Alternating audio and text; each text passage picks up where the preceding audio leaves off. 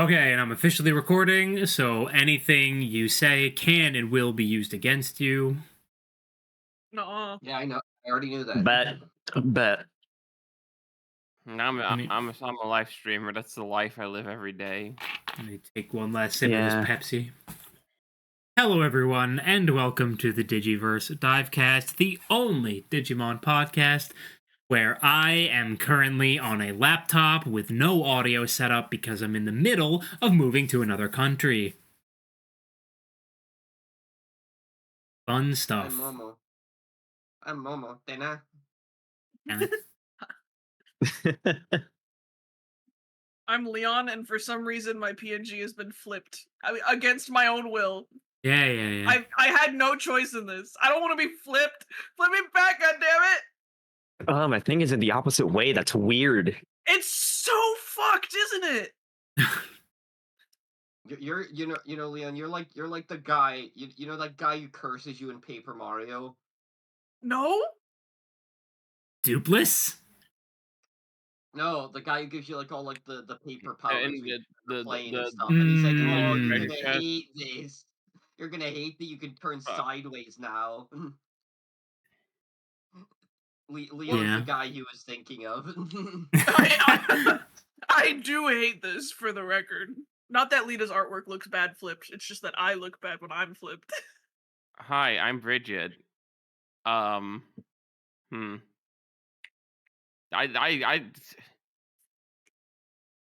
you want to steal nothing. mine? Sorry. No, because like I'm facing the normal No, way. oh, Like, sorry.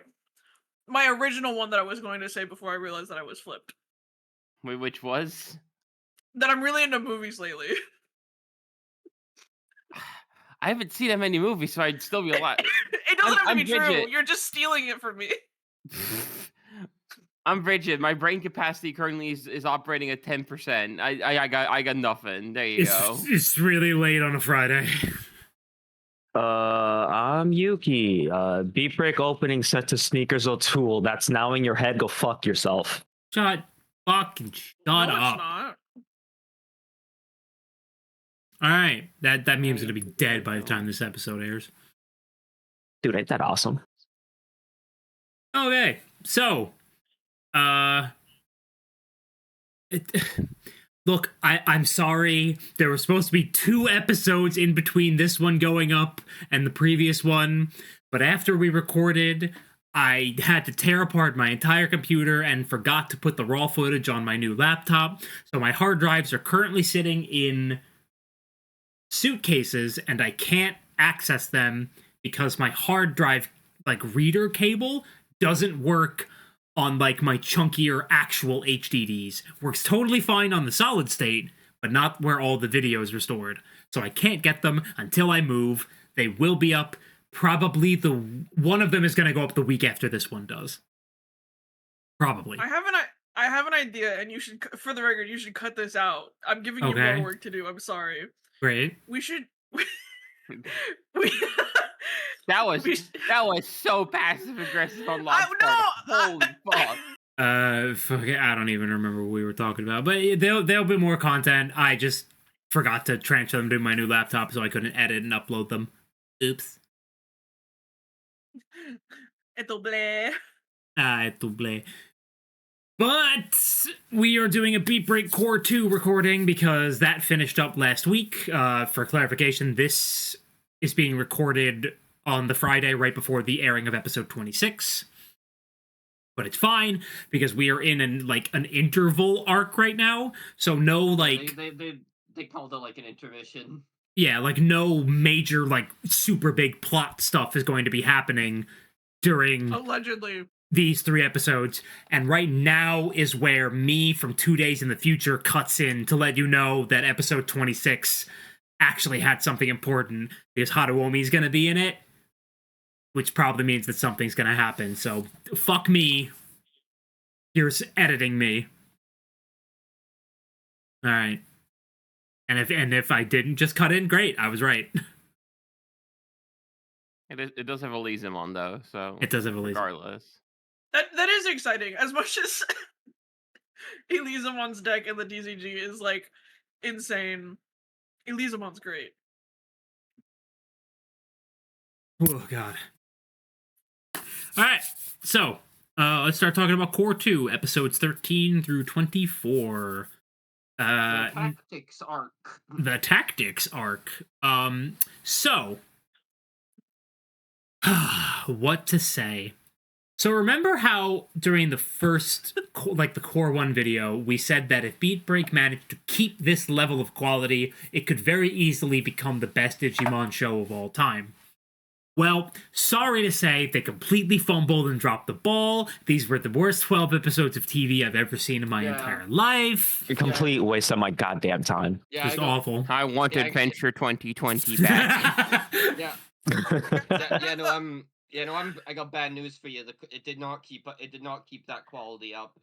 It didn't. It was actually it was even better. Yeah. God, can you do anything right, that toy? Dude, that first core was great. Looks like fucking baby shit in comparison to these past 12 episodes, man. What the fuck? They What do are. you mean we got references to refugees and human trafficking? What's happening? So, yeah, a lot happens in these 12 episodes. Like, a lot happens. The tactics are another group of bounty hunters. Cleaners. Yeah, I don't know why I forgot the word cleaner for a second. And they are. They didn't say it for a while. The word. That's true. Yeah. They're like militarized. They're like militarized cleaners, and we don't know at first, but we learn that it's like a bunch of different groups under the leadership of Clay Arsland, who's one of the 5 stars. It's also like they are cleaners, but they don't typically they take cleaner jobs, but then just don't fulfill them because they don't need to, because they end up like kidnapping most of them. Yeah. Which is insane, but also.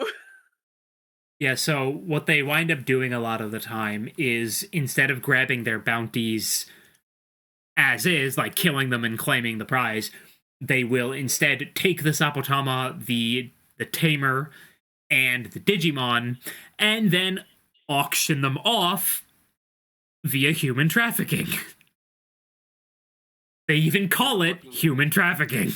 It's insane. It's so fucking wild. And then on the side, sometimes he fucking just sends them into like an underground fight ring so he can get people Because bet he money also on got them. that. Yep. So it's also worth mentioning that so when we were introduced to like tactics as the group, we just saw the main 4, which is it's Raito, Granite, Hotaruko, and Naito. Yeah. Raito and Naito, by the way, like thanks, and I fucking that's real easy to keep track of that one. But those are just like one squad. They're called like 7. Team 7.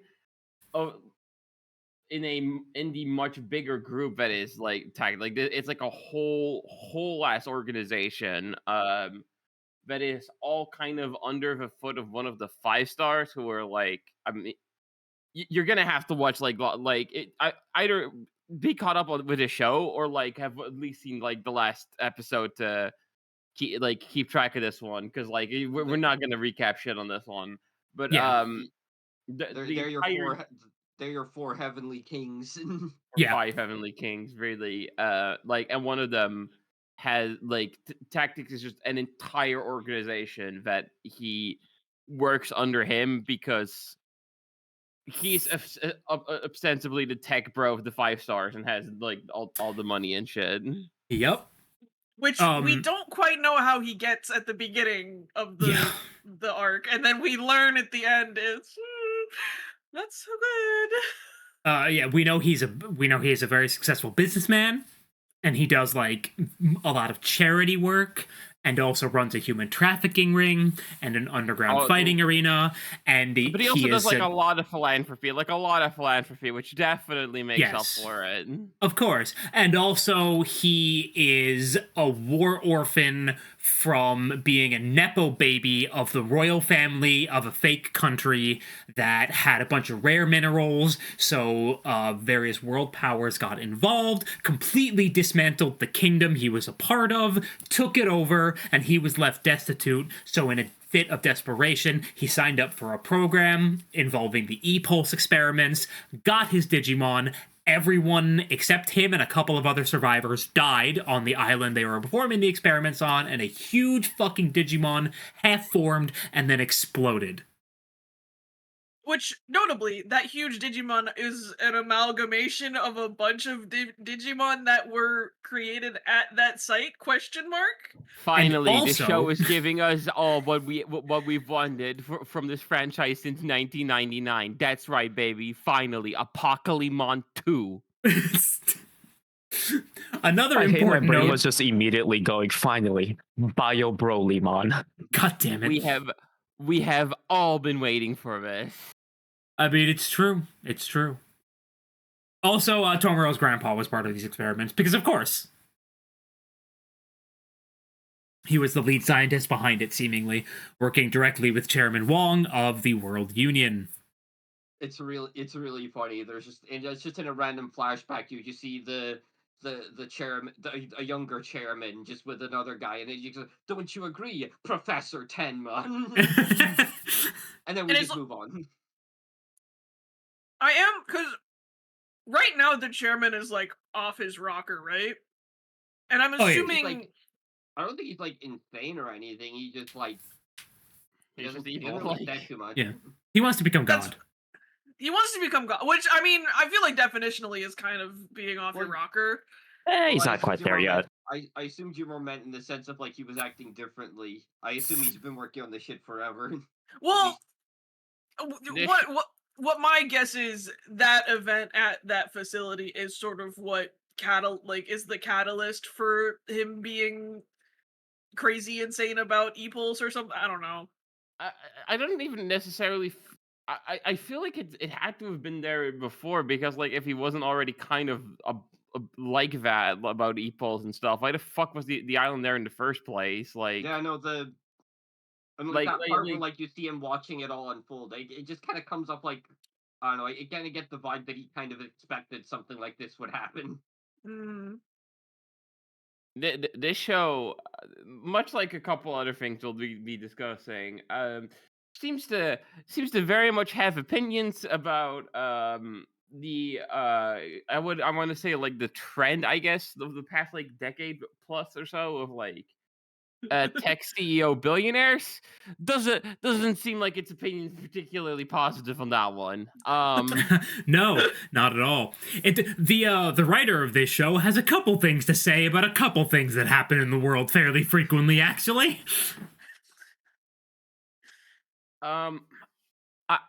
It's like genuinely hard to find some kind of like grounding thing like, let's like, we can work off of this for this arc, because genuinely I That was a lot of struggle. Real quick, Leon, the echoey stuff is Oh my god. yeah.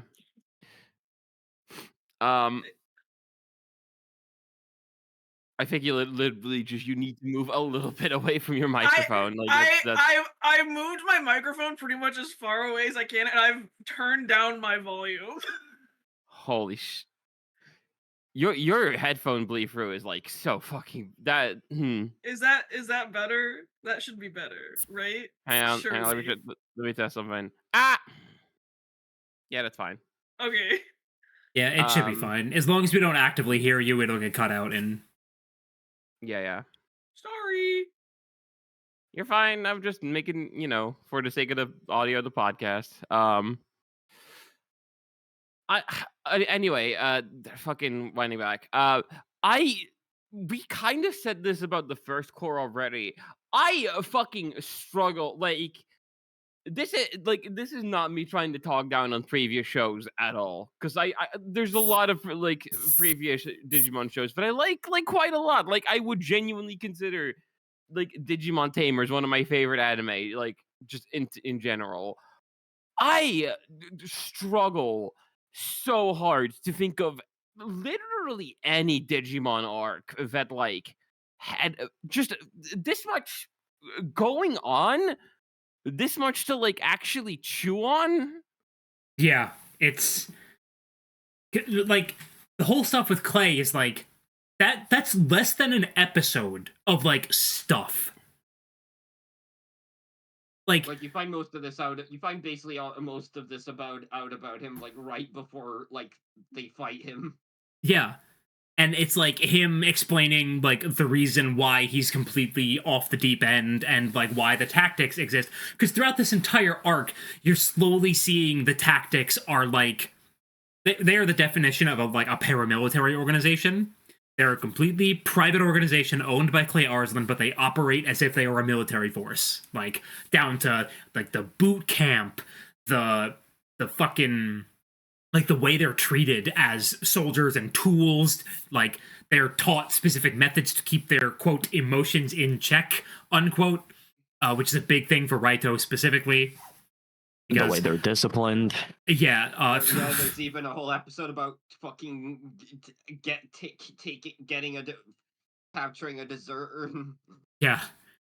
We'll talk about that episode later. That's like, who, and it like what I like about this as well, and I think that this show has been pretty good at, and which is a thing that a lot of anime and like media, especially like a lot of like Japanese like televised media for this general age demographic, like does not like a lot of shows around this age range just have this tendency, I think, to just explain literally everything to you, like very much a do not leave anything to the imagination kind of thing.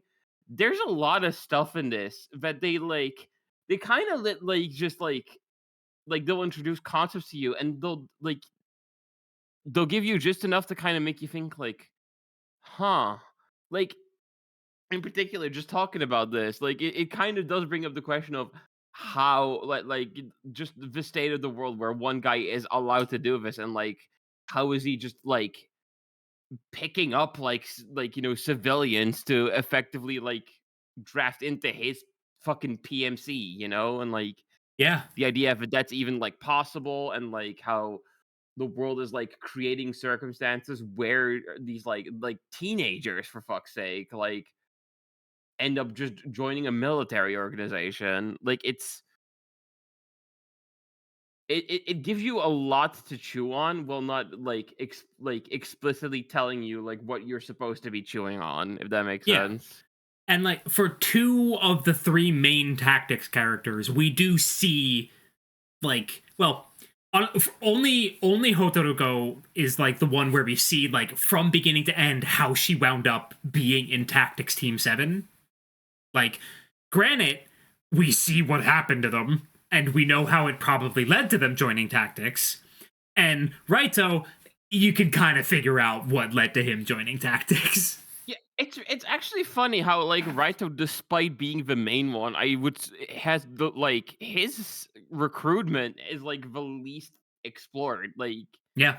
he is the one they let you kind of think about, and like I don't know, I kind of dig that. I think it's Yeah. cool that like they kind of let the character speak for himself, and you can they're sort of like you can probably figure out like connect A to B yourself.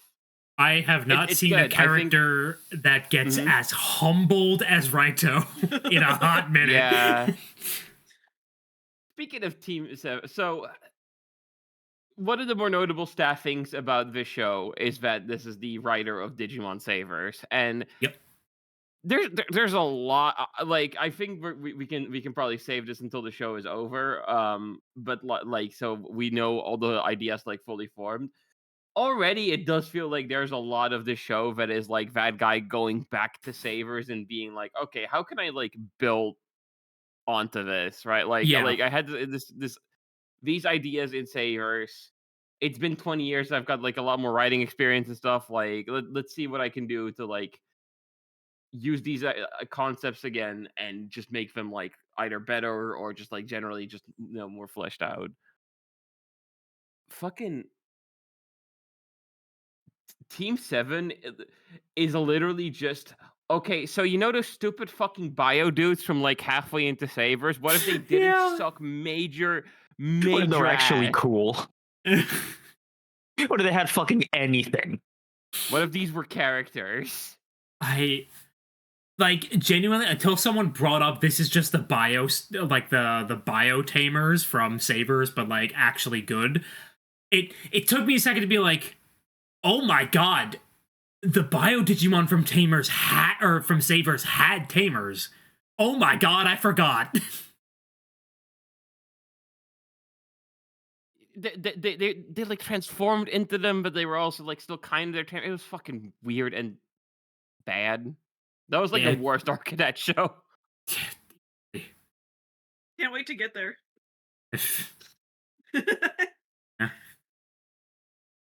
I from like both like the initial like concept and like the sort of even their like introductory episode. I guess almost because they remind me of the fucking bio dudes from Savers, I was immediately like a little about the tactics crew initially. Like I liked that we had like a enemy like Digi Destin team almost, but like Hmm. like I wasn't sure about their initial vibe, I guess. Yeah, I will. I guess just side thought. Like, I guess I will say there is like, because I don't really have much criticism, but I will say like something that I thought was at least kind of weird was that they kind of give you a really weird first impression of Raito. Like the first thing he does is hit on fucking Reina, and then he's just Yeah, not the, really the, it doesn't really act like that again. yeah, that feels weird. Like like he has like they almost want you to get it like a pseudo like I guess like Playboy-esque vibe off of him, but that's not really his bit at all. It's So No, it's he's like funny he because takes his like job really fucking seriously.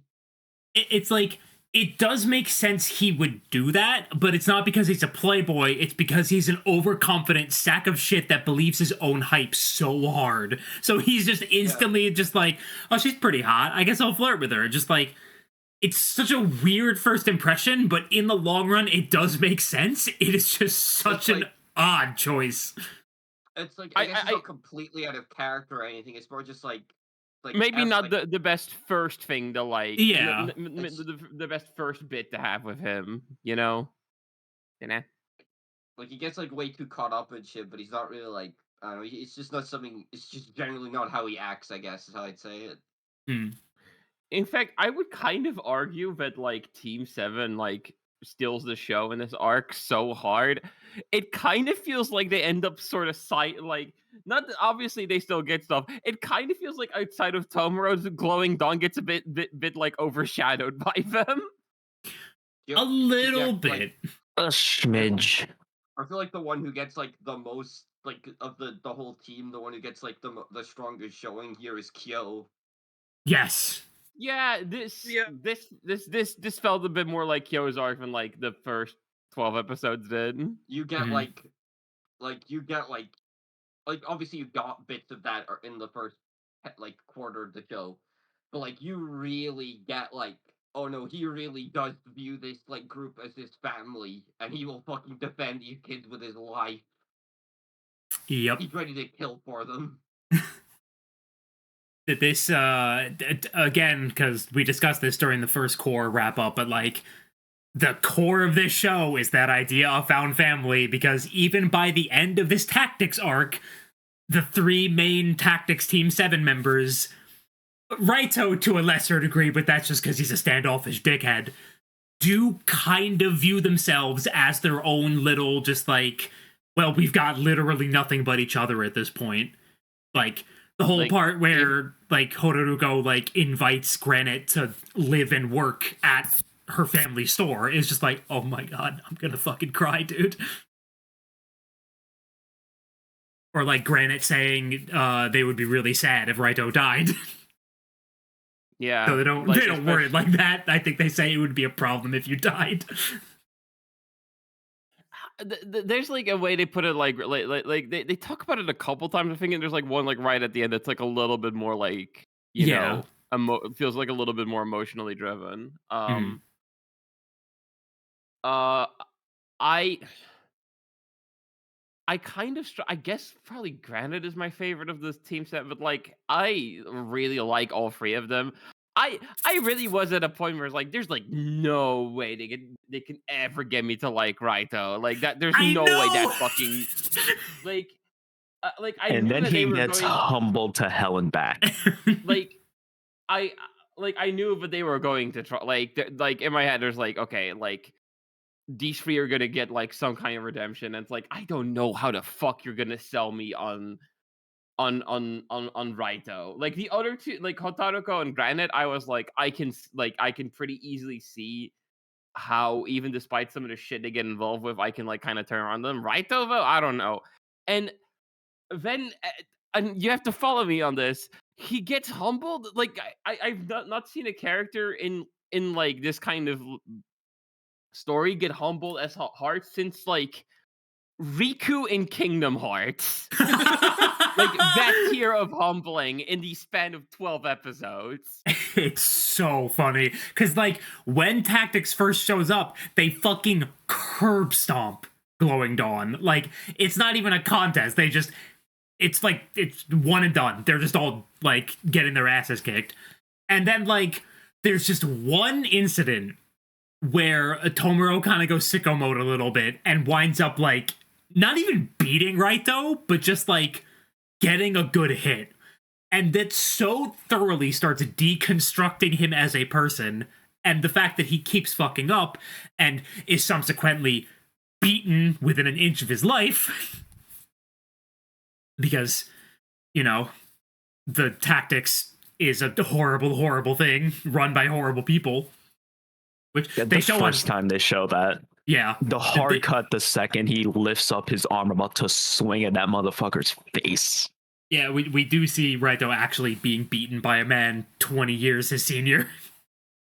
Yep. It's fucked up. And of course, Granite and Hotaruko are being forced to watch this happen, and they look super uncomfortable about the whole thing. Yeah, the last time he gets like beaten, everybody else is just like eating, like they're eating, and then it's just him, it's just Naito tied up to a chair, and I fucking hate Raito and Naito, come on. Raito Fuck and you. Someone God had damn to it. have said something. Raito's in the chair getting punched by this grown ass man, and everybody else is just eating. I know that there's like a theme of like minerals or something with all their names. Could you maybe have picked like one of the two that isn't like almost exactly the same name as the other? Like please? Like come on. Also, there's actually a fun parallel between Raito and Naito because, like, Naito is the kind of person Raito probably would have become had Tomura not, like, met him as early as he did. Because Naito is also a self-centered piece of shit who believes his own hype, and he gets repeatedly humbled as well, but instead just digs his heels in and then fucking dies. I do appreciate that like they don't give Naito the grace that the other like focus members of Tactics get. Yeah, no, It's- he's entirely just like he's fully committed. Like he's just such a complete suck up to like Clay.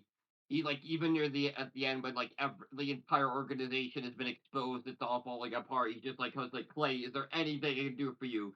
And it's like, well, you keep fucking up, so I guess all your e-pulse is all you're good for. Yep. I can't. I think it's Granite that like right at the end of the last episode of this part of the season is like I wonder if he's the one that took the fall for us, and Hotaruka's like, nah, don't think so, nah. I don't think that man is conscious. I mean, I think he He's might probably have gotten corpsing his somewhere. e-pulse back. I think he would have gotten his e-pulse back because he looked like he was sort of in the same location that everyone else was, just not. I in mean, a yeah, coffin. it's with it's just with that Digimon. So it would have just gone back. But Honestly, He's probably just in super jail. The guy was running a fucking Giga Savant, so all of this was deserved, regardless. Like, Yeah, Okay, dude, the show's attempt to upskill Gigasquad is really funny. It's like, no, it's a perfect level. Since when? Fuck off. I do like Gigasmon though. But yeah, his fucking nose. Just, I hate him. How Oh, many, okay. like, how many fucking times did his arms get cut off in this show? Yes. And how many times did he grow them back? He's just that cool. I don't think Murasamemon could do that. Do you? He doesn't need to. You know what? Speaking of Murasamemon, let's talk about the funniest thing that the producers of this show did. So, Digimon Con took place immediately after episode 23 of this show aired. Like, immediately afterward. So, Japanese audiences were going into Digimon Con having just seen it, and English speaking audiences were going into Digimon Con not being able to see it for another 3 hours. Probably These specify mother. what that probably specify what the ending of that episode, just in case people don't know numbers. That I'm gonna get into it. Sorry. So episode 23 is the one where we have the big awesome reveal of Pyramidimon. Like Clay has sourced a bunch of people's e-pulse in order to forcibly digivolve Proganomon into Pyramidimon to reach that ultimate level, which is the first time we're seeing Pyramidimon. It's the first time we're seeing an ultimate in this show. A huge reveal. And now, immediately, the idea is like, oh shit, is Kyo gonna have Murasamemon get to ultimate as well to beat it? And the answer is no. It's even funnier. Instead, because Pyramidimon is unstable, we just get this really incredible scene of like this amazing animation of Murasamemon being like defeating Pyramidimon with a really incredibly lavishly animated move. So Japanese audiences had just seen that. English audiences knew this was going to be a big episode because of the teases and everything. At Digimon Con, these motherfuckers reveal the Murasamemon Ultimate as Habakurimon. Don't say that specifically, but it's very obvious that's what this thing is. And then we see the episode, and at the end of episode 23, Kyo fucking dies. Sort of. He gets hit by Proganomon because Clay is a totally insane person, and he gets cold-hearted at the end of episode 23. So these motherfuckers showed us Habakurimon, knowing we would think that it was about to premiere in the episode we were about to watch, and showed it to Japanese viewers when they just saw Kyo eat shit. That's not entirely true. Because when they revealed this card, they specifically said that this form had not showed up in the anime yet. Did they? I thought they just said this might be Yes. something we don't know what this is. No, It's they related. say this form. They say this form hasn't showed up in the anime yet, so like we wonder Yeah. how viewers will like. Yeah, they Theorize wanted on how us it to will like appear. speculate. Yeah, they were. Regardless. They were like, yeah. It's like, regardless, these motherfuckers showed us that right, like, at the episode where Kyo gets fucking cold-hearted right at the end. So the assumption was something fucking insane is going to happen next episode and Kyo is going to hit ultimate. And then that's not what happens at all. These motherfuckers. Big lizard dinosaur.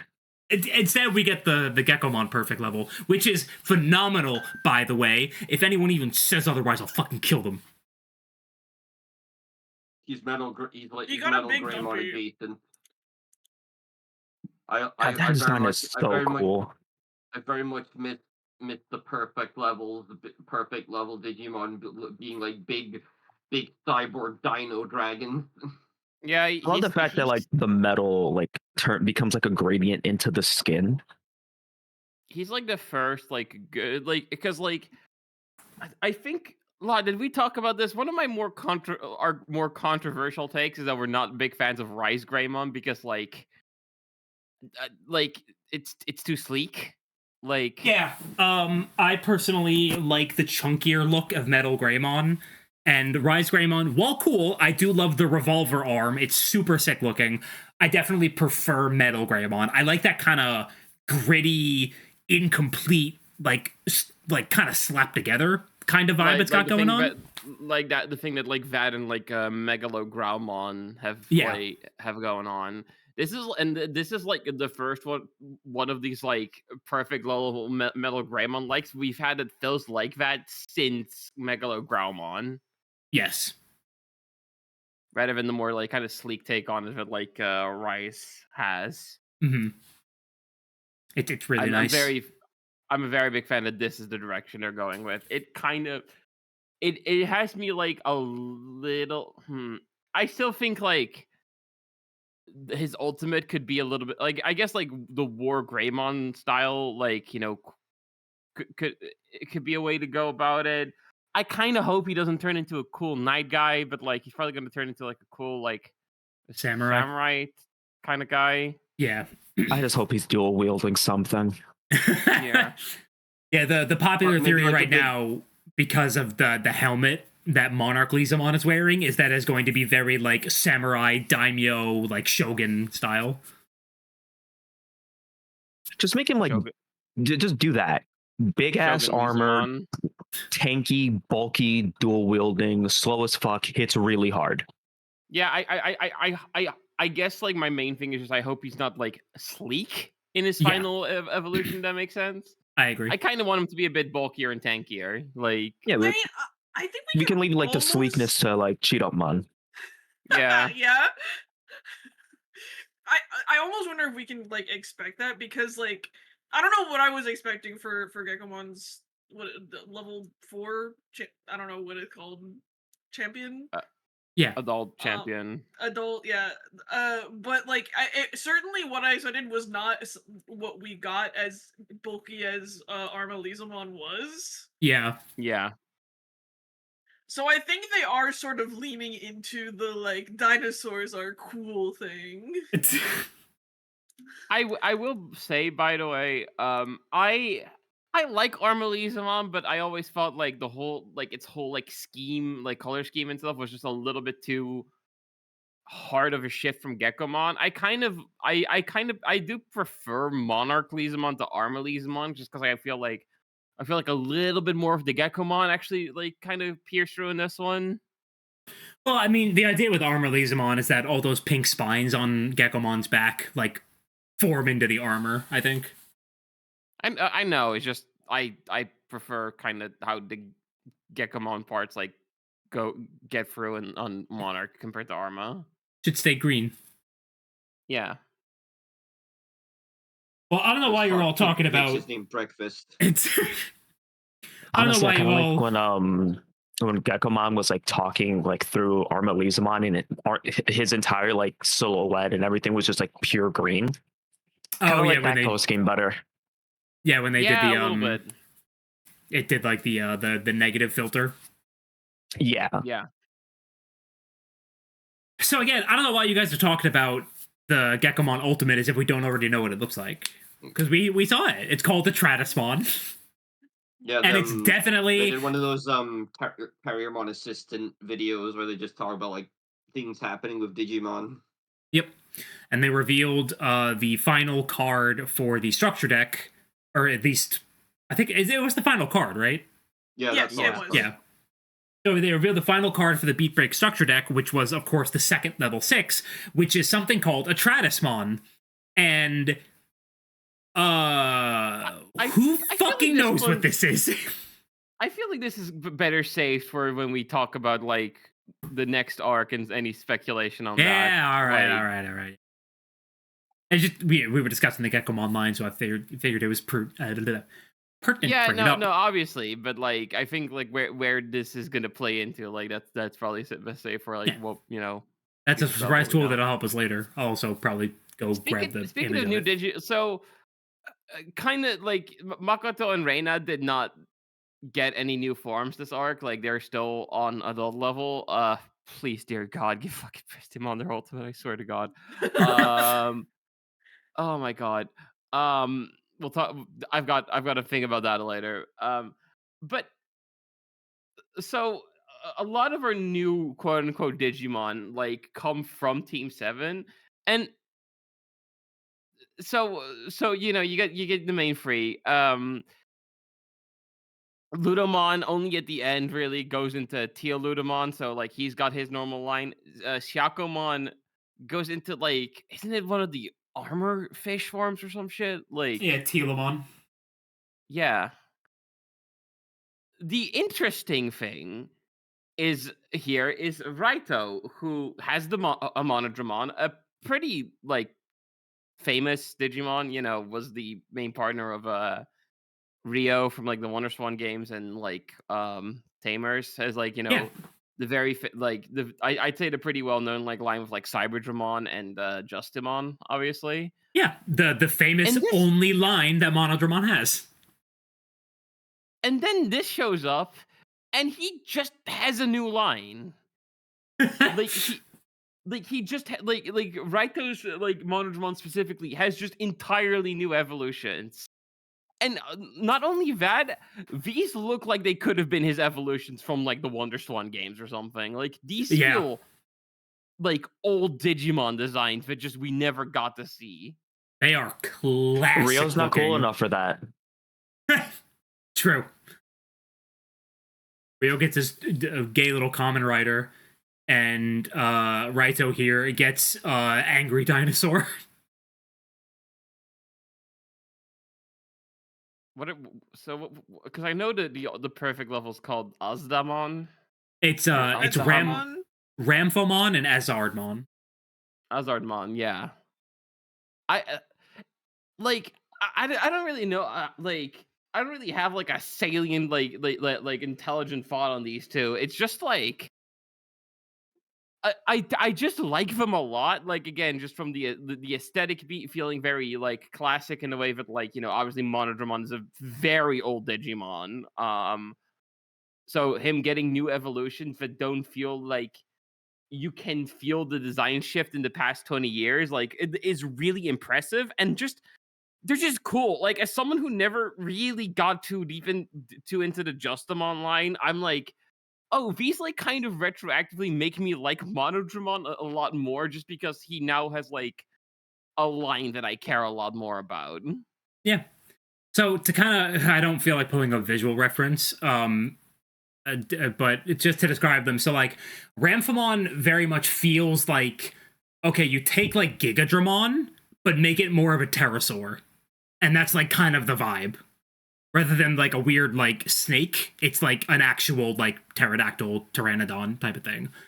And then Azardmon feels like Rodan from Godzilla, but give it like an axe on its head.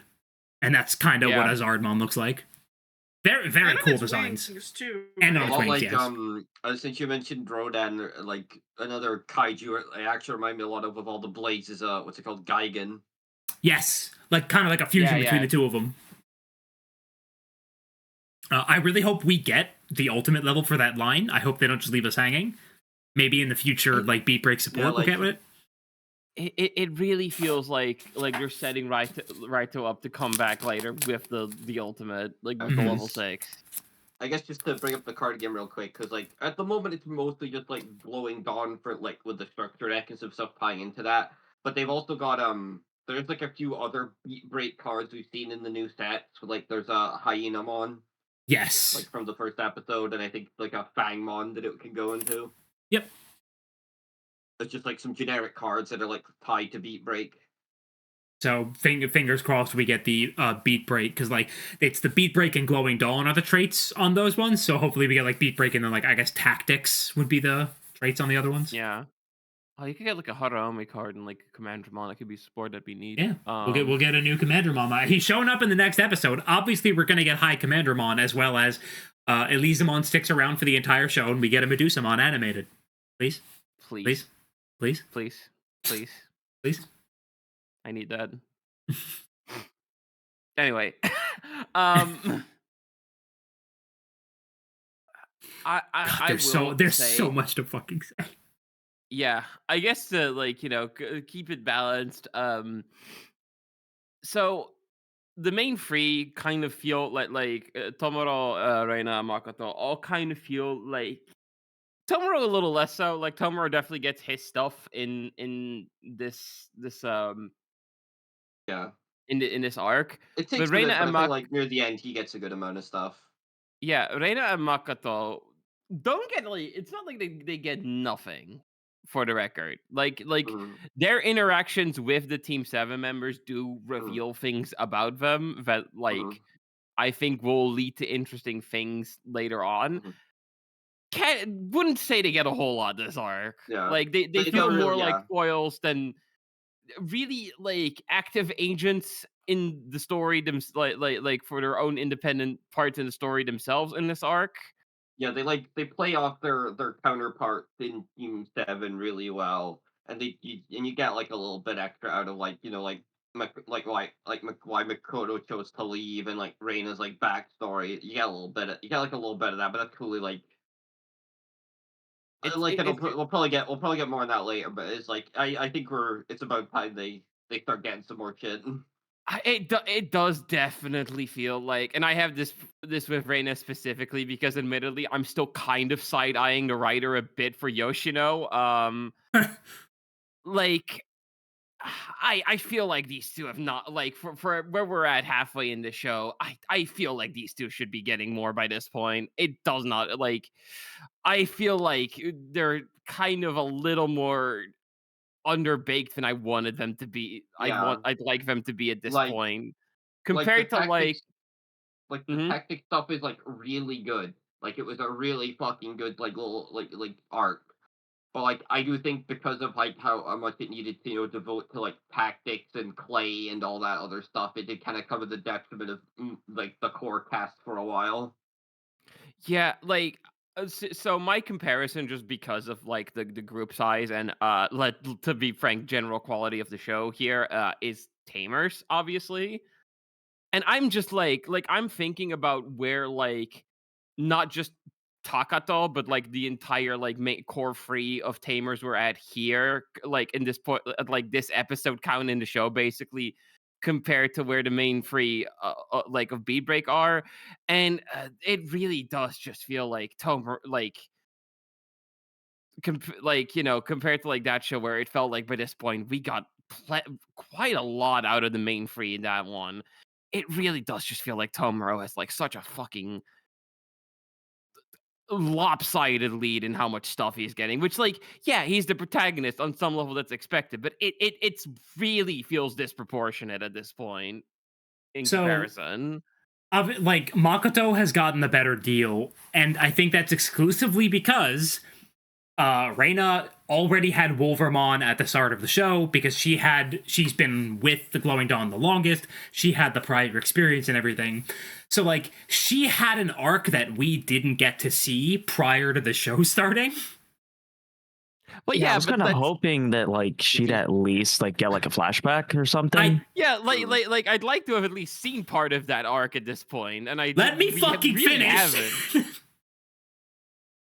I'm not saying that's a good thing or that that's why she didn't get anything. I'm just saying like that being the case is the reason like she just kind of got off at a disadvantage here because what would normally lead into like getting her evolution because that's how Digimon works is the character has their arc that takes place and the culmination of that arc is generally them getting their next evolution stage, but she kind of skipped all that.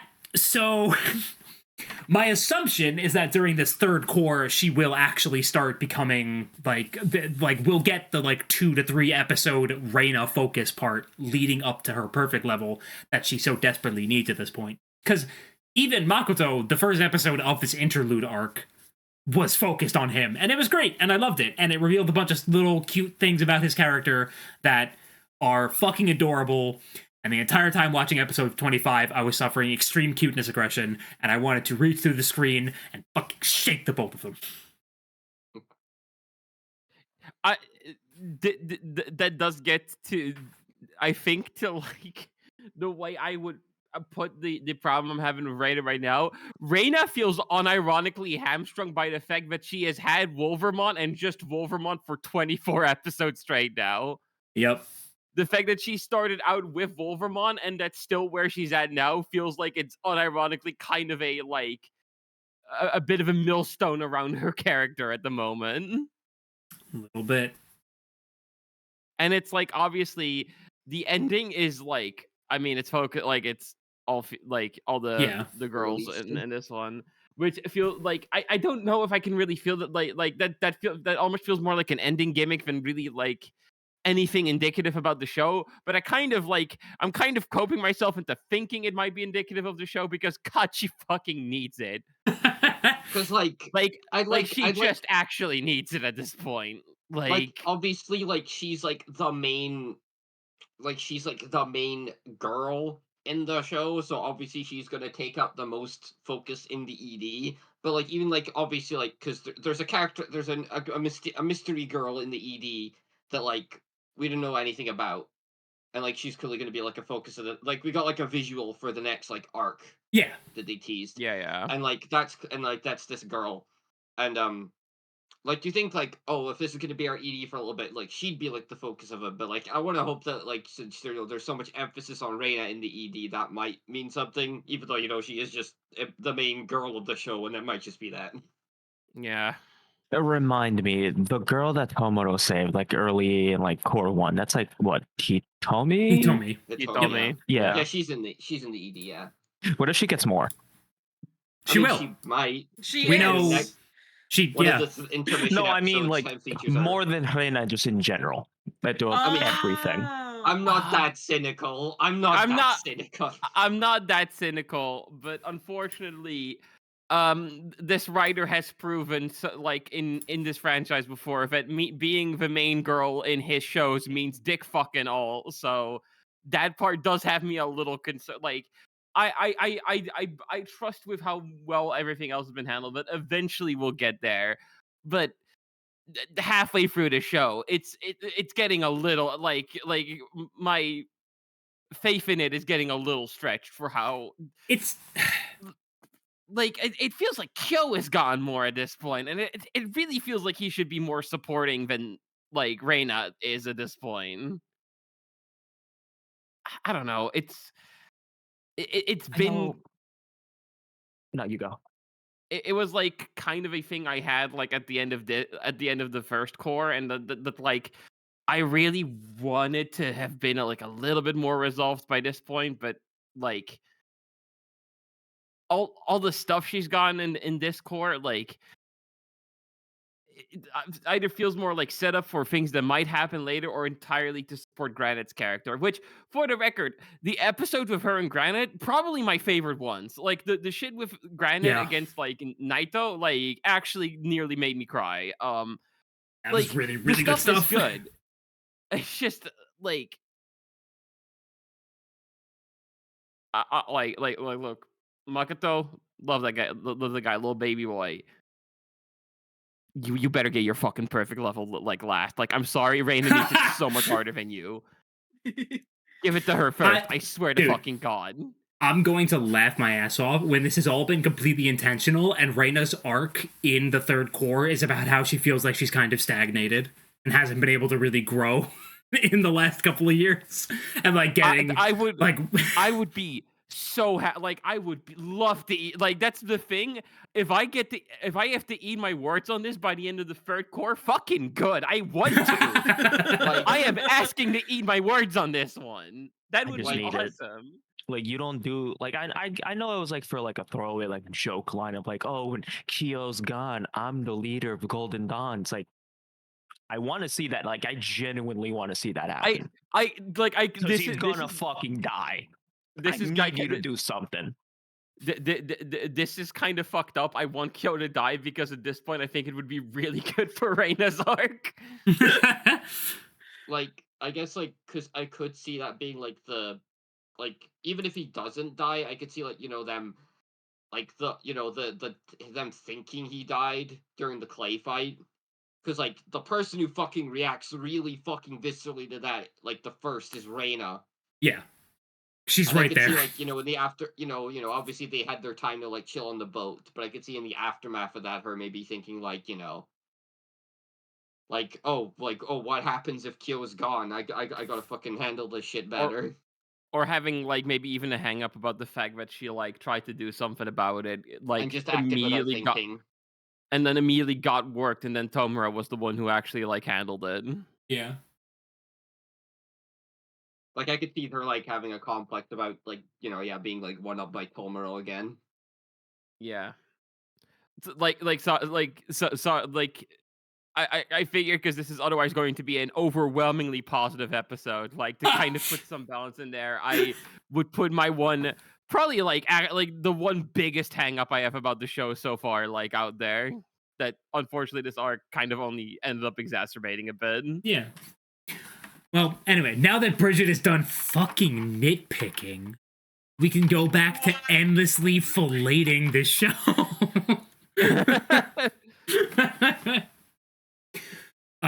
So Kyo, drop the pants. dude, Jeez. it is actually unfair how hot Kyo is. Like, are you fucking kidding me? He's gonna fucking die. You don't need to make him that attractive. It's I think yo, there's a couple of characters, like the adult characters, obviously, from like the games that I think give him a run for his money, but like from the Digimon like shows specifically, at least, probably just outright the hottest character in any of them, like just straight It's up. crazy.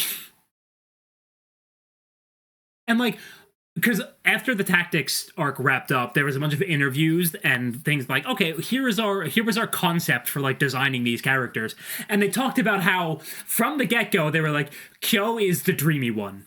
We are making a hot fucking guy. No, it was From it the was like get-go. it was like, you know, the director or whoever was giving like notes to the character designer and like, oh, here's like the idea I have for this character. Here's kind of what I want to look. And I think like the director specifically requested the character designer for Kyo is like, yes, make him sexy. Yes, exactly that. That was an actual request for him to be sexy. And oh, dude, they nailed it. It's like, so it's this thing where like a lot of this is going a little off a tangent, but it's relevant to the fact of the way Kyo is. A lot of especially like women writers and women character designers have this innate understanding that a man who is tortured and just a little pathetic is so much fucking hotter than a guy who is like the perfect dude. This has been like noted in multiple cases with things like Ishikawa for Emmet Selk and Osamu Nishi for Iruma designing Kaleido, which is one of the teachers, who is a very put upon, very tortured, and kind of pissed off kind of guy who is a little pathetic and is also one of the hottest characters in that entire manga.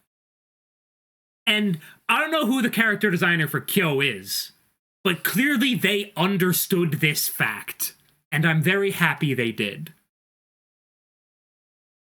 Let me look it up. By the way, another fun little character design trivia bit. Raito specifically is based off of like concept designs of Tomura when he was a little bit more like conventional protagonist like. Yeah. Which I think we even pointed out like that Raito looked like a lot more conventionally Digimon protagonist like material than Tomura did. So Yeah. it's nice that was actually like pretty much dead on the money. It's really funny, yeah. I think originally he had red hair too. Was that what they said? Something like that, yeah. Yeah. You can almost see like you look at like Raito's headband, and like if he was the protagonist, you could easily imagine like a pair of goggles on on top of the hairband. Like absolutely. It's good. It's a nice little visual contrast, like using like older like character design concepts for the character in that way. Mm-hmm.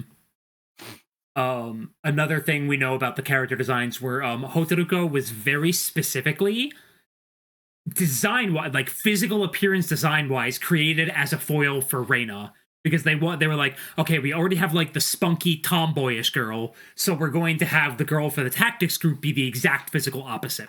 Very prim, very proper, long hair, what you would expect from a quote girl character, which is extremely funny because they're not the two who wind up interacting at all. At all, at any point. Yeah. It's great. It just the fact that like Reina and Granite and Makoto and Hotaruko are the ones that wind up getting like paired as foils is genuinely very, very smart and good, because writing wise and personality wise, they work so much better. Oh, and also, like yeah, the sorry. No, go ahead. No, just the character designer for Beatbreak is Takahiro Kojima. They've been like just a recurring animator on a bunch of Toei stuff, but I think this is their first time as like the full on character designer for a show. Well, let them continue doing so because they're fucking knocking it out of the park so far. I don't think there's a single Beatbreak design that I don't fucking love.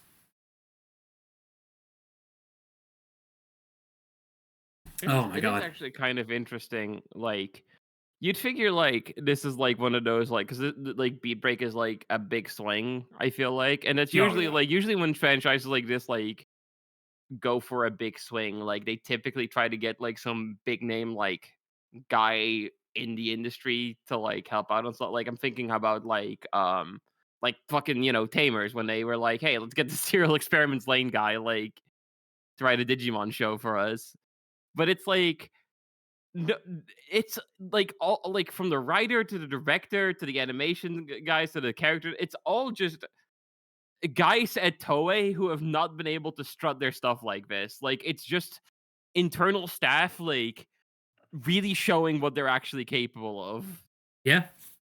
And it's paying dividends because we didn't mention this too much in the previous episode, but the situation as far as like Beatbreak's popularity has rapidly changed over this course of this core. Beatbreak is crazy popular. Like it's like doing numbers outside the usual Digimon circles level of popular. It's kind of unreal to between this and Time Stranger just kind of being able to definitively say, yeah, we are probably in like the golden age of Digimon right now. Like obviously Beatbreak is not pulling up the numbers of like a Jujutsu Kaisen or even like a Fate Strange Fake or something like that, right? But it's like you get guys like fucking like what's his name? Mother's Basement like talks about this show. There's a guy I followed for like a decade who just covers like literally for like 10 years straight has just covered like Yu-Gi-Oh anime stuff. Just randomly was like, yeah, I'm reviewing Beatbreak week to week now. Partially because the Yu-Gi-Oh anime is dead, but like still like the fact that this was the one that was like I've never seen a fucking Digimon thing in my life, but this got me to jump on. Is like, huh. All right. That's like got to be indicative of something, right? Like the dub is coming out and it's an incredibly high quality dub. It's like 5 or so weeks behind the actual show, something like that.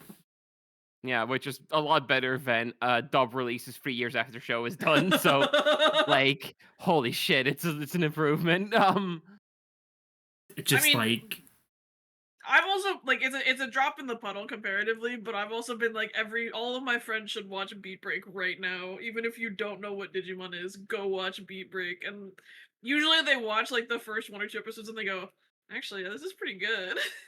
yeah, no, like like a lot some of our friends who are like not the most like, like they've fucked with Digimon here and there, but they're not like freaks like us. Just because the show is so good and the word of mouth on it from the Digimon freaks is so good, like people are just like, oh, okay, yeah, sure. Let's see like what this. Oh, it is actually like pretty fucking good. Okay, you know what else I think is helping? Gekomon. Gekomon. Yeah. I don't know if I like this is such like this is like the biggest anecdote. I don't know if I've seen a Digimon like if you look up a like just one Digimon on a like the gift search on things like Discord or Tenor or something like I don't think I've seen a single Digimon as clipped / gift as Gekomon is. There's so many of those out there. He's just so photogenic. Yeah, it's like the way they animate it in the background a lot of the time, or like when it's in focus, is just very, very fun faces. Even during background elements, it's very cute. Like that quick thing at the end of episode 12 when it throws up a little peace sign when Kirabun announces that it's taking a picture of him. Like, or just one of my favorite frames is like the one where like the fucking the human trafficking cage comes down. Yeah, and like he's just kind of hanging on there, holding his little tongue out, and like. By the way, so great out of context clip. I love the human trafficking episode because Like, it's one of the best episodes for just like kind of showing that like just little character moments. Like, of course they get down to the human trafficking ring, and they are not supposed to be making like a fuss about anything. They're just supposed to gather evidence so like the ministry of whatever, the Ministry of Health, can do its thing. But the moment Tomoro sees there are fucking children being kept in cages, he immediately like steps forward, and Reina's like, no, no, no, no, no. I know exactly what you're thinking, and no, we can't. We can't. And then Gekkomon gets sent up to the stage. Yeah, and she's just like, well, no helping it now. Yeah, no, as soon as there's actual no reason not to, Reina's like fucking jumping in before Tomoro is. Yeah, it's just like, all right, everyone, it's go time. That is kind of like Reina's whole MO, is like she's always hesitant to do something, but as soon as she's basically like looking for an excuse to do things, which is really funny. She's pragmatic when she needs to be. Like, I'm put the mind of like the one episode, like I think it's episode like 6 or something in the first arc, where like the ministry gets like the Sumimon, and like Tomoro's like, well, this goes against us, and she's just like, I know, but like we just can't, like we can't fight the fucking ministry. Like clearly never wants to go against what Kyo tells her to do. Yeah, like pragmatic when she needs to be, but like the moment there's an excuse, there's an excuse to do what's clearly the right thing. Like she'll like she's basically at all points looking for that excuse. Because it's like even when they're looking for, is it episode 2 or 3? It's like the same thing where it's like Tomoro wants to go and do something, and she's like, actually the bounty's only like 5,000, so we're not gonna go do that. Oh yeah, the high I'm on. Yeah. I think, but also like that episode, like, so you kind of look at like the list of like topics that like goes into this arc. Like we're talking like human trafficking, fucking like militarization, PTSD, like fucking, all that stuff. And on some level, like if you list this out and like you tell people that like it's from a Digimon show, it kind of has the vibe of like, what if Pokemon? What if the animal fights in Pokemon were like real like animal fights, and were all bloody and fucked up? Yeah, no, it feels a bit edgy, right? Like if you just kind of read it out like that. But no, it treats all the topics with like a shocking amount of like care. Yeah, it doesn't the details are not like gratuitous, but it's like it gives you like. Yeah. Like it's like one, they treated with like a certain level of nuance and care, which helps a lot. 2, at all points, like if it feels like it's going a little too heavy, they will just cut to Gekkomon doing a funny, and it kind of like deflates like, and it doesn't feel jarring. It just feels like it deflates it, like the tension a little bit. Yeah. Just to remind you that, remember, this is a show about a little green gecko who's very silly. And also, the little gecko is stopping a human trafficking ring and an illegal underground gambling coliseum where if you lose, they put you in a coma. I just think like Gekkomon in specific is so, he's like, I would almost call Gekkomon load bearing for the tone of the show. Yes, he's just like. Gekkomon being like that is just as important for the show as Tomoro is. It's because like to give you an idea of like the levity in the show and how it is like perfectly like placed and everything. You have a character like Granite. Granite's backstory is that we haven't talked about Granite yet. Yeah, that's why I wanted to kind of get into this now. Granite's backstory is that they are they were at a refugee camp from a war-torn country of unknown origin. Now, it feels incredibly fucking pointed that the major event is that the refugee camp that Granite is currently staying at is being fucking bombed illegally, and all the refugees are being fucking killed. Granite's best friend, who is a young girl he met at the refugee camp, attempts to get him out of there when the bombing start, but like they get hit by a stray bomb while they're running. And at that moment, Ludomon was born from his Sabatama and protects him. Only him. The girl was literally not even 5 feet in front of him and is completely fucking vaporized like in front of him. So he doesn't take that very well. And is basically looking for Understandably so, I think. Yeah. He's looking for a place to die. That's like his thing. Yeah, it also like that whole thing, like, because like for a moment when Granite is just constantly saying that, and it's like, what the fuck are you on about? And it's like, oh, major survivor's guilt. He does not think he deserves to survive that. Yes, very much like the most fucking classic case of survivor's guilt I've ever seen. Like, just when he wants to be useful for something on his way out. Exactly. And like the whole arc is about, Reina kind of like drilling it into his head that he matters and he shouldn't just be trying to die and there's more he could do, and that like it all culminates with Ludomon protecting him and him realizing that like Ludomon like is a being that exists and cares for him and wants him to be alive. And that is enough for him to kind of like reevaluate his stance on everything. Also, I say, I'm very happy that in our first animated appearance of Ludomon, we did get to see Ludomon underneath all the armor. Yes, yeah. It's really funny because that's only existed before as like a like little like funny like sketch from Watanabe.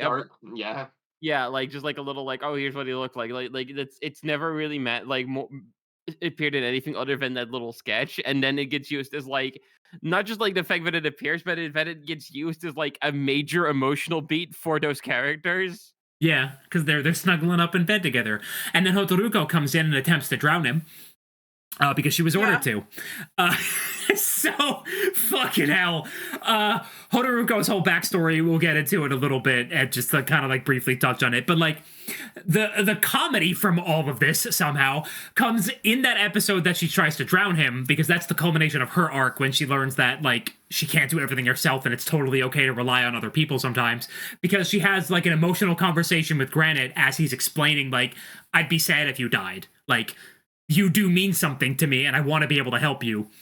And then from off screen, we hear one of the 5 stars who is like up there ready to kill them, like loudly cough and sneeze and go, I'm fucking allergic to melodrama. Never mind, I'm out of here. And then she leaves. I'm going home. I got the perfect screenshot from rewatching it this morning. Genuinely, one of the funniest moments in this entire show is them having this emotional heart-to-heart conversation and her being like, oh my god, who cares? I'm leaving. It is so awesome. She looks so bored. Fucking excellent.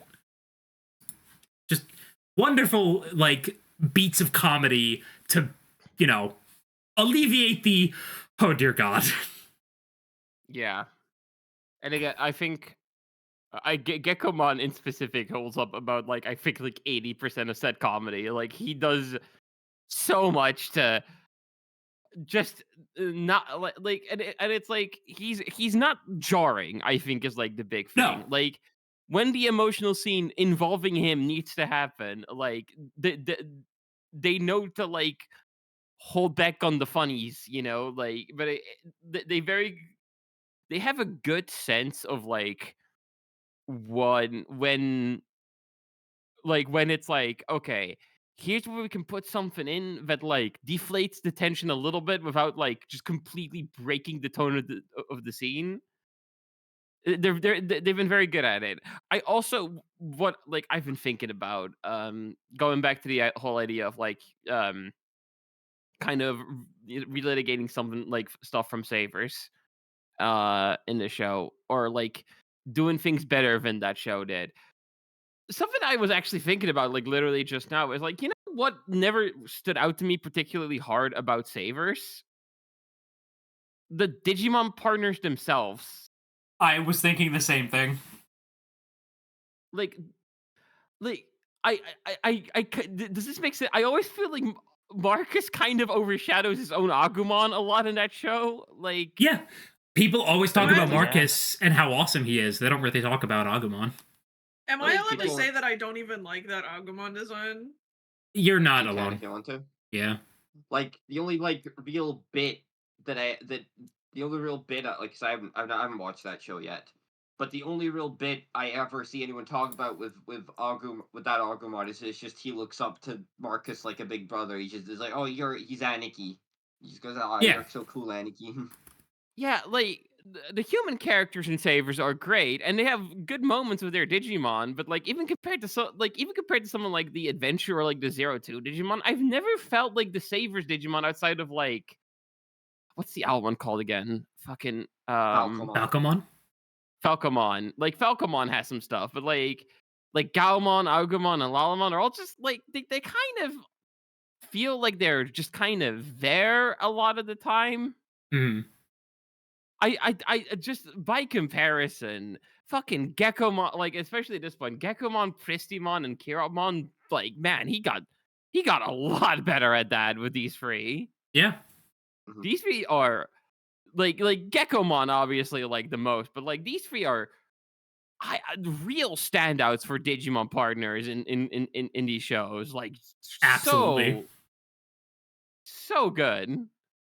Like if I had to pick one that was like maybe I don't know if lacking was the right word, but maybe like the one he's got like the least would probably be like fucking Cougarmon. But even he's had his moments too. Yeah. Like the I've just actually grown very fond of Cougarmon this arc. No, I do too. I guess I was Yeah. trying to say like, but that's just more. But I feel like it just comes down more to him being a much more reserved character than any of the other Digimon. yeah. Yeah. He just has all those moments where like Kyo is resting and he'll snuggle right on up. It's very cute. Mm-hmm. He gets to act like a fucking baby, Yeah. grown ass man.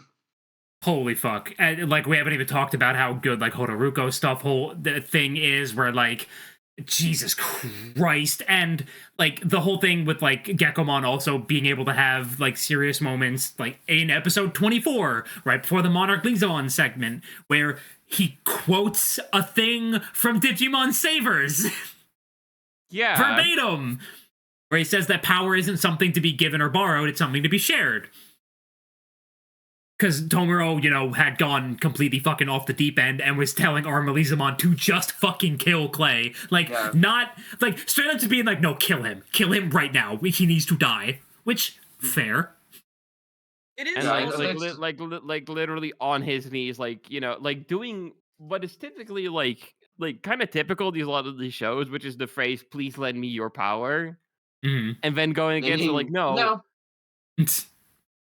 Nope. And again, like that was a moment that like Masaru and like Shine Greymon shared right before they like I think it's like right before the burst mode happens. Yeah, burst mode. Where they have that same conversation, and it just like it. I really like before this next core one to have at least seen like a decent amount of savers again, because it's like it really feels like part of the reason that this show works so well is because it is like a show that is either relitigating or like just in general in conversation with savers. Mm-hmm. And like that writer just working off of those ideas. Yeah. Just with like like taking the core concept of that and just kind of like transplanting it into a new setting with a very different core theme. Because like Savers, there's not like there's some of like the found family stuff in Savers, but that's not like the driving theme of the entire show. Which, Jesus Christ, is it ever the core theme of this one? Yeah, although it is funny because like like family is just like not just the found family, but like family in general is like a huge thing in this show, and like that is like in its own way still like a like sort of using ideas from Savers again, because like even if it's not exactly like the Dats crew was like it's kind of found family was when like for instance like you know like Tomo's like you know like sort of push and pull between like his like found family and his like biological family, which he's been almost entirely separated from at this point, like does feel in a way like a play on the fact that like Masaru's like family was like a huge thing for that character. Like his sister, his mom, like especially like his missing dad, like that was a massive driving force for him. And like again, this like the stuff of his brother, the stuff of his missing parents, presumably the stuff of his his grandpa down the line. Like if we're given what we know about that. Like, it does feel like that is once again like sort of a like taking that idea from Savers and going like even further with it kind of Fair deal. enough. It does, like, to me, it feels worth mentioning that, like, a few episodes prior, the show, like, shows us more than tells us that, like, when their emotions are in tune, they get stronger. Which is sort of Yeah. like an indirect way of, like, the power is just, like... Better shared than given. Yeah. Right. Because in a way, like, that's what, like, Raito demands of, I keep forgetting, Azardamon, Azardmon, yeah. Azardmon, yeah, okay. Like, he is, like, Raito is basically, like, constantly demanding more and more power from Azardmon rather than, like, sharing it. And that's how, despite being a level above, he gets just decimated by fucking Tomoro and Armalizamon, despite Armalizamon only being an adult level, because in that fight, like, Tomoro and Armalizamon are completely, like, in sync with each other, whereas, again, Raito is just demanding Yeah. stuff from Zardmon. He's forcing it. Yeah. Which is also why the Pyramidimon is able to be taken down by Kyo and Murasamemon, which, again, cannot stress enough how lavishly animated that entire sequence is. It's some of the best animation I've seen in, like, a while. They have been, like, I did not think, like, between, like, the fucking Marine Bullmon at the end of the last arc, the entire Pyramidion line in this arc, and, like, Elizamon, like, literally, like, a day or two from now, like... Yeah. I did not think Liberator would get this prominent of a fucking showing this immediately. At this rate, Geckomon's gonna fight a Zafagamon to get the male or whatever, you know. Shoto Kazama randomly gets airdropped into fucking Beatbreak. Hey guys, what's up? Have you guys heard about Digimon Liberator? Read now? No, it'd be Elysion at that point. It'd be like, have you guys That's heard true. He just was like, why are you here? Well, good question. I don't know, but I've been really enjoying Digimon Elysion, which I downloaded for free on my phone. I'm the only male. I'm the only named male in this game. Still true, by the way. They revealed another named character for Elysion, and it's another woman. Digimon loves women. If they do, God, do they? Anyway, that's for the Liberator episode, which will be recorded eventually. Yeah. Yeah, let me know so that I know when I need to finish reading. Yeah, I haven't read all that much this week, but it's not going to be for a while. Oh, cool. I could catch up. good luck. There's like 140 something chapters combined between like novel and comic. Yeah. Cool. I'm just gonna read the novel, comic. if I'm being honest. I'm just gonna read the comic. God. Anyway, Beatbreak. Yeah. Can I talk about what I think is probably still my favorite episodes of the show so far, and like probably one of the best Digimon episodes in general? The fucking Commandramon episode, dude. Yeah, baby. Fuck. Dude. Like, dude, what the hell? So, yeah, we were talking about, like, you know, like human trafficking and all that kind of stuff in illegal underground fighting arenas. How about Digimon being forced to commit murder and having really intense PTSD over that fact? Also covered. Like that. Someone looked at that fucking card, like that edit of the Commandramon card, like where it just says "Detective." Only you knew how bad things really were under it. Yeah. And we're just like, what if we just made an episode out of that? Genuinely, yeah. But, which is really funny because those two characters are coming back for a seemingly comedy episode tomorrow night, as of this recording. Also, so that'll be fun. The episode is called "The Taste of Guilt," so I don't know. Yeah, it's a cooking episode. They need a short break. It's just like like it's hard. Like obviously, like it's been a couple of months at this point since I saw it, so I cannot exactly like recall it fucking scene to scene, but just the way that like obviously like the stuff where it's like you literally see Commandramon fucking murk a guy and have PTSD about it, which is just intense as hell. But just like I feel like that was the episode where like the Glowing Dawn really like guys were like really like Haruomi just as a character like really kind of forced the Glowing Dawn to like just see how like the gravity of like just everything like they're dealing with, like because at that point like their view of tactics was basically limited to Team 7, who Yeah. are still like a militarized like group, part of that group, but like are in their own way still were kind of like a bit like shithead teenager-esque, like with some of the stuff they were doing. Like it still felt like they were kind of playing with guys like sort of equal to them. And so Mhm. like Haruomi just being like just a stark almost sudden like message of like this goes so much deeper than you think it does. This goes deeper and to such a darker place than you think it does. Yeah. It's like the human trafficking episode was before this one, correct?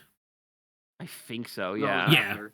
It was after? Are you sure? It was after. Yeah. Oh, shit, wow. Okay. So yeah, so like up until this point, they just viewed Tactics Team 7 as like, they're a couple of rival cleaner team. They're a rival cleaner team who are assholes and are willing to be a little extreme about their methods.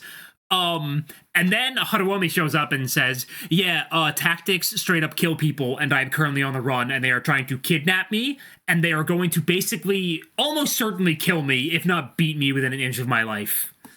And all of the Glowing Dawn are like, "Oh no." And what I love about that episode is that it does not get resolved cleanly. Like, Nope. They like Tactics find Haruomi, get him, and like Haruomi has to like both trick like Tomoro into effectively hating him, and like making him think just to give Commandrum just to give Commandramon like a chance of escape. Like he's like, yeah, no, I have to let myself get kidnapped and potentially die just to give my fucking PTSD lizard like a fucking leash on life again. Yep. Which is And it's like completely insane. And it's like, and it does not get better for like the Glowing Dawn after that. They have to deal with the human trafficking stuff, the fucking underground ring, everything to do with, and I like that episode really feels like the tone setter of, again, if only you knew how bad things really were. Yeah. And then those motherfuckers get on stage at Digimon Con, and the voice actress for Pristimon says, and I quote, "The show's gonna get a little darker from here on out." No, And she says a lot. collectively, well, Yeah.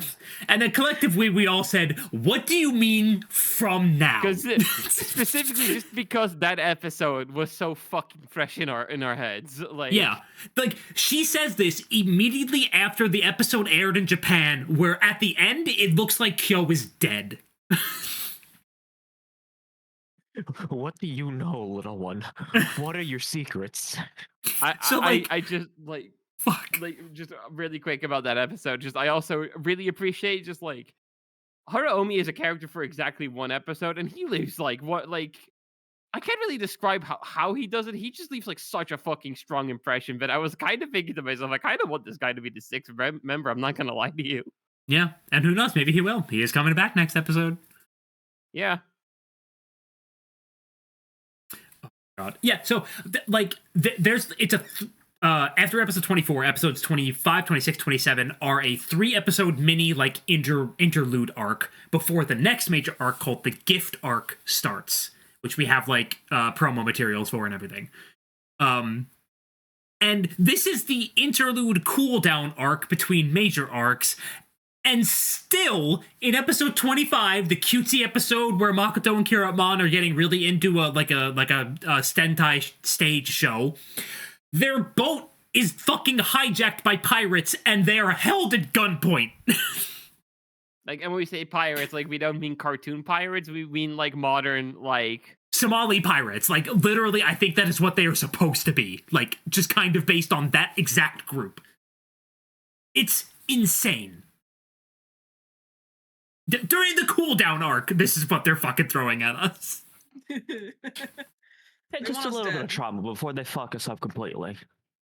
that's actually one thing I appreciate about this show a lot is that like it feels very efficient, I guess is the way to put it. Where even it's Mhm. like more downtime episode, we'll still be used to like establish either something about the world or the character. Like I'm thinking about like the little baby episode, the one that like clearly was like Yeah. a lower budget like fill the time thing. Like it still was used to like bring the stupid fucking mushroom gang back and like let you know what happened to them, and then like it's like they get at the end of the episode they're like they're being put to use to like help guard what's the name of it, Narinso, Yeah. Yeah. like Yeah. the little baby daycare, and it's like obviously none of that stuff is like hugely important, but it just feels nice that like even like something as seemingly throwaway as that can like still progress something about like the world or the characters in even like just a small way. So it does feel like something meaningful has happened each episode. Mm-hmm. Yeah. And we know they're coming back next episode. They're in the preview shots because the cooking competition takes place in Narinso, At Nirinsa, yeah. which is I wonder. I mean, not to theorize too much, but I do wonder how Haruomi ends up like showing up at Nirinsa, because it does look like in that preview image that he's just there, like passed out on the ground. But we'll see. oh my god. Okay.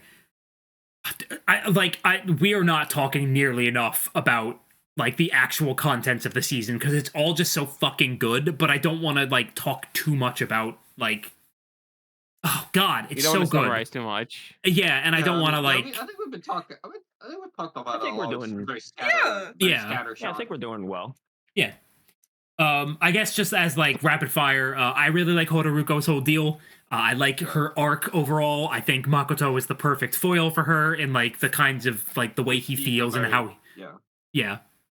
And So- just from so- the angle so of like someone- he's like this like fucking privileged, like born into a rich family, but he just chose to throw that all away. Meanwhile, he's like, and like I'm not like maybe poor, but like working class family, and she wants to like make it big so she can support them.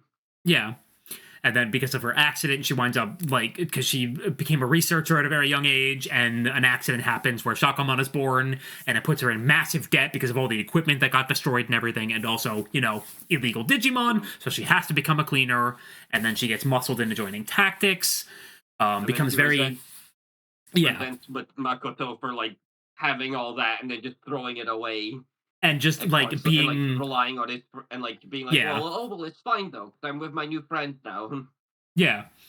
And like the big thing is like Shakomon is very supportive of Hotaruko and her decision to be very self-sufficient. But like once she finally comes around to the Happy idea, about it. yeah, Shakomon is very much just like, yes, you are capable of withstanding the darkest oceans on your own, but I don't want you to. Like you shouldn't have to just because you can and stuff like that. Very sweet. This, of course, happening after she realizes she has gone way too far when she's in the middle of drowning Granite and starts having second thoughts about that. Fuck, this show is good. Well, I'm just noticing she was very quick to drown Granite, but when ordered to kill Raito, nothing, huh? I mean, at that point, she'd already hits come them on around. binies. I think she had fully turncoated by the time she was ordered to kill Raito. Yeah. Oh god, awesome stuff. Fuck, man. And yeah, Raito, like, again, most shocking. I can't believe you made me care about this asshole of all time. Just getting repeatedly humbled and learning like the real motivation behind him being the way he is. It's just like, all right, yeah, fine. Like, it's not even really like a tragic backstory or anything. It's just like he's just so obsessed with like just proving himself and being the best. Yeah, being perfect, being a genius. And then he gets incredibly humbled by someone he views as much lower than himself, and it kind of shatters his entire worldview, and he goes a bit cuckoo crazy. Fucking he's like those former gifted kid memes. Yeah. Yeah. And then he learns his boss was just gonna like throw him away to die, and he's just like, "Oh, this was all for nothing. Great."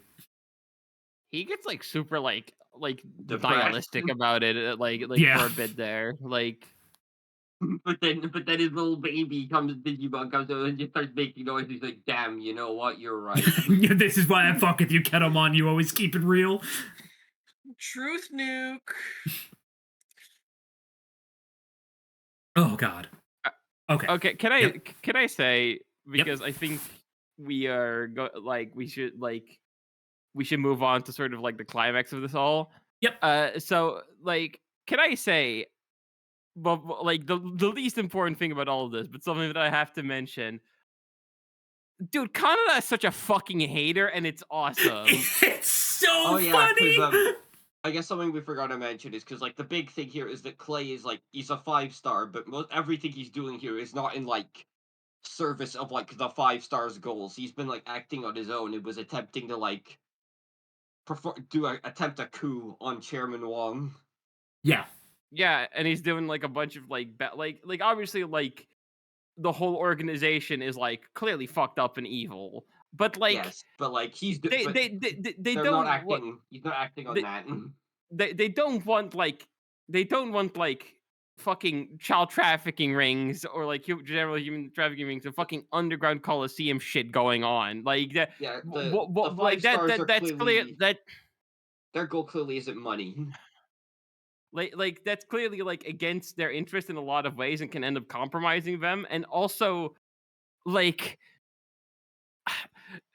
I by the way, I really love Clay's like portrayal of like being very public facing, like doing a bunch of philanthropy and then like being involved in all that kind of shit. You know, that pretty prescient shit. But like but like he's doing a bunch of shit that's clearly just like not above board and can like beyond even just the coup like by itself is also very clearly like this could compromise our shit so fucking heavily if this goes on unchecked. So at some point, they basically send Canada like into like the chairman sends Canada into kind of like sabotage the whole thing, and Canada does this by having his fucking Gokumon just kidnap Tomura, throw him in the ring, and go, this'll do it, and it did.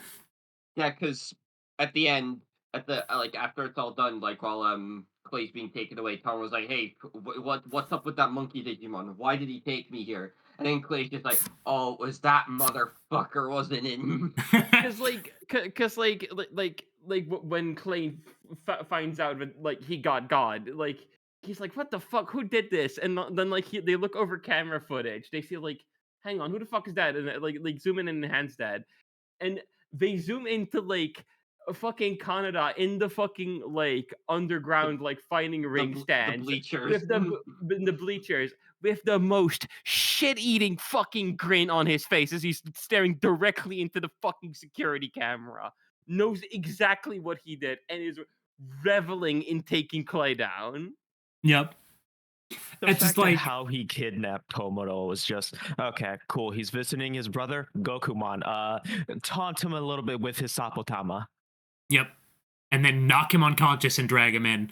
And again, need to point out the only reason anyone even knew where the fuck he was is because MVP of the entire show, Hitomi, happened to see him getting kidnapped and was like, I should probably tell them about this. So fucking funny. He's the Sixth Ranger. You just gotta believe. I'll just say I'm very much looking forward to like the Sixers and especially Canada taking center stage now because God, he seems so fucking funny. Just an actual hater, just absolute like pretty much like if you think about it, you could put down basically everything he's done since episode 1 as just pure hater behavior. It's like we don't even really know what his motivation is at this point. He's just fucking around. Like at this point, it seems like he just really hates Kyo, or maybe Asuka specifically. Presumably Kyo, because he took over Kyo's old position and views him as a shithead little weakling. Presumably. And also, he also just like because he clearly takes like revels in taking Clay down, so he just kind of seems like a shithead in like the funniest way possible. Yeah. I hope he's just like absolutely just not redeemable, and he's just like, no, I just fucking hate everyone. Yep. And I love causing misery. My grandpa here is king of the world, and by proxy, when I kill him, I will be king of the world. I need it to where we find out it's like, oh, Kyo humbled him, like, not with like Digimon, just like in a meeting or whatever. And that's what sets him off. Just the most horrendous diss you can ever imagine. He's been mad about it ever since. Actually, I guess this is kind of a random thought because I was just looking at the wiki page for the 5-star, something I kind of just didn't really think of until now. Because like, what's her name, Hanukkah, the water 5-star, like they mentioned, oh, she's new, so there was like another, so there must have been another 5-star that also left. Yep. Like, before or after Kyo. It had to have been after. So it makes you wonder if like she's if that'll fact will be relevant at all. Potentially. I imagine she's like really new because she's only 18. She's like young. No, they meant like I think like it's like that's the way she talks in like that meeting they have in that recap episode. It seems like she'd only met with everyone like a couple times. I kind of wonder too if like maybe one of the things with Kaneda is like because he took up Kyo's old position, like he like gets reminded of and compared to Kyo all the fucking time to the point of just being absolutely sick of it. That's very possible. Especially because the fire guy clearly has a lot of hangups about Kyo, so he probably doesn't shut the fuck up about that guy ever. Like, although if I just kill him, no one was gonna say anything about me anymore, so I'm gonna go do that. Although with Canada, I feel like part of I feel like it might be directed more towards Asuka since he's usually pestering Tomoro more than Kyo. Yeah. And also part of it is like he's clearly the most loyal to Chairman Wong. Yeah. So there's probably like some like, oh, the Tenmas are really important because Professor Tenma. So there's probably some like reason he's fucking did that to Asuka instead of bugging Tomoro a bunch. Mm-hmm. Yeah, I can't wait for them to reveal that like actually Tomoro was like experimented on as a kid and that's why his e-pulse is so weird. I mean, probably at this point, like, yeah, I wouldn't doubt it.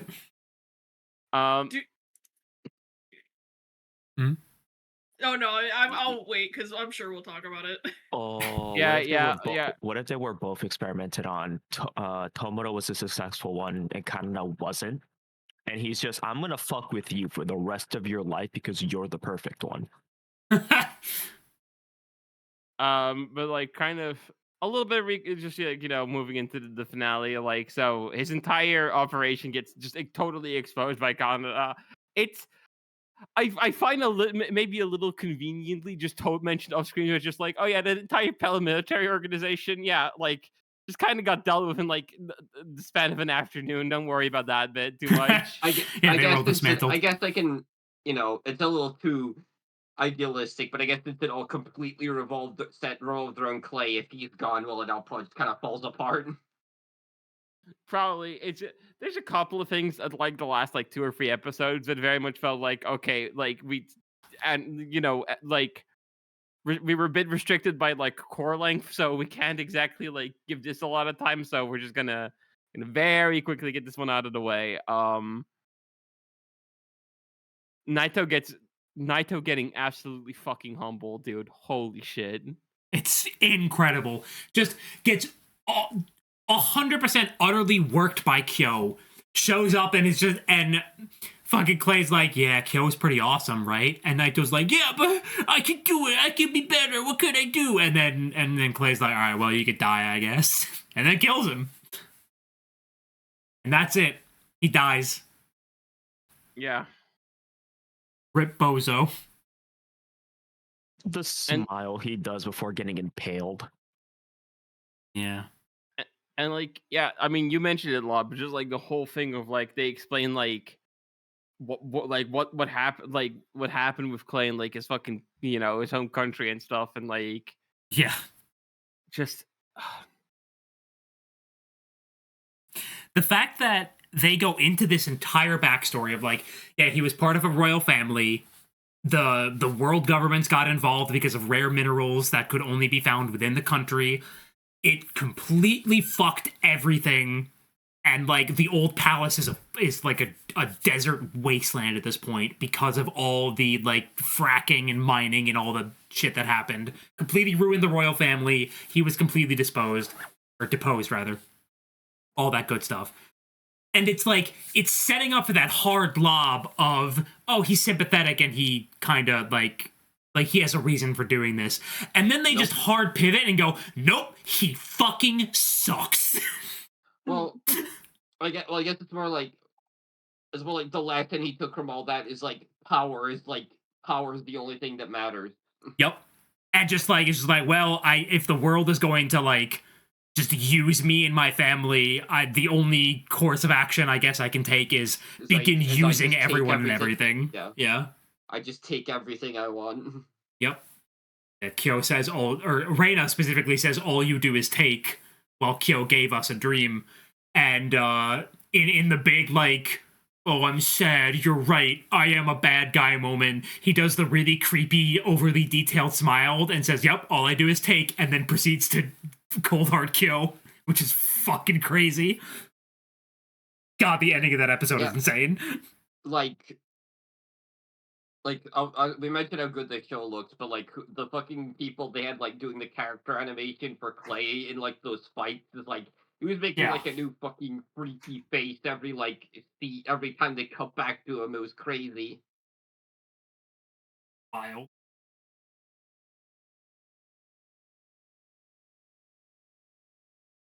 Right. It does. Go ahead. It does make me wonder how quickly they're going to take out, or perhaps not take out, the rest of the 5 stars. It is little. We'll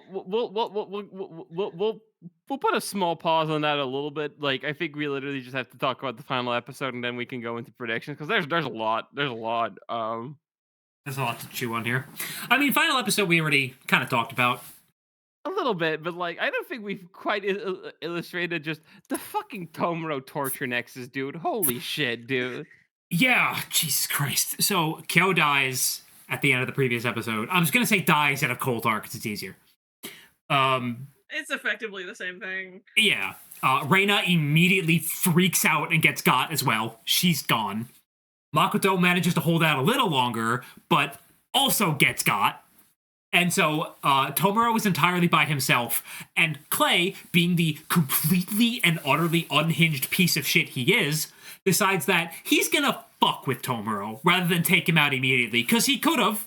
He was in a position where Tomoro was like dead to rights, but Clay decides instead he is going to grab Tomoro by the fucking collar and just lecture at him about, you know, fuck your found family bullshit, power's the only thing that matters. And so Tomoro goes sicko mode, and his E-pulse starts going completely insane, fucking black lightning and shit shooting everywhere.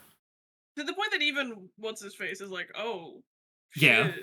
Clay's just like, what?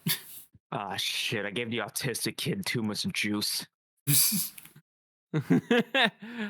And it's just like, at a certain point, even in that state, like, Armelizamon just kind of stops. Like, yeah, I can't do that. I don't want to.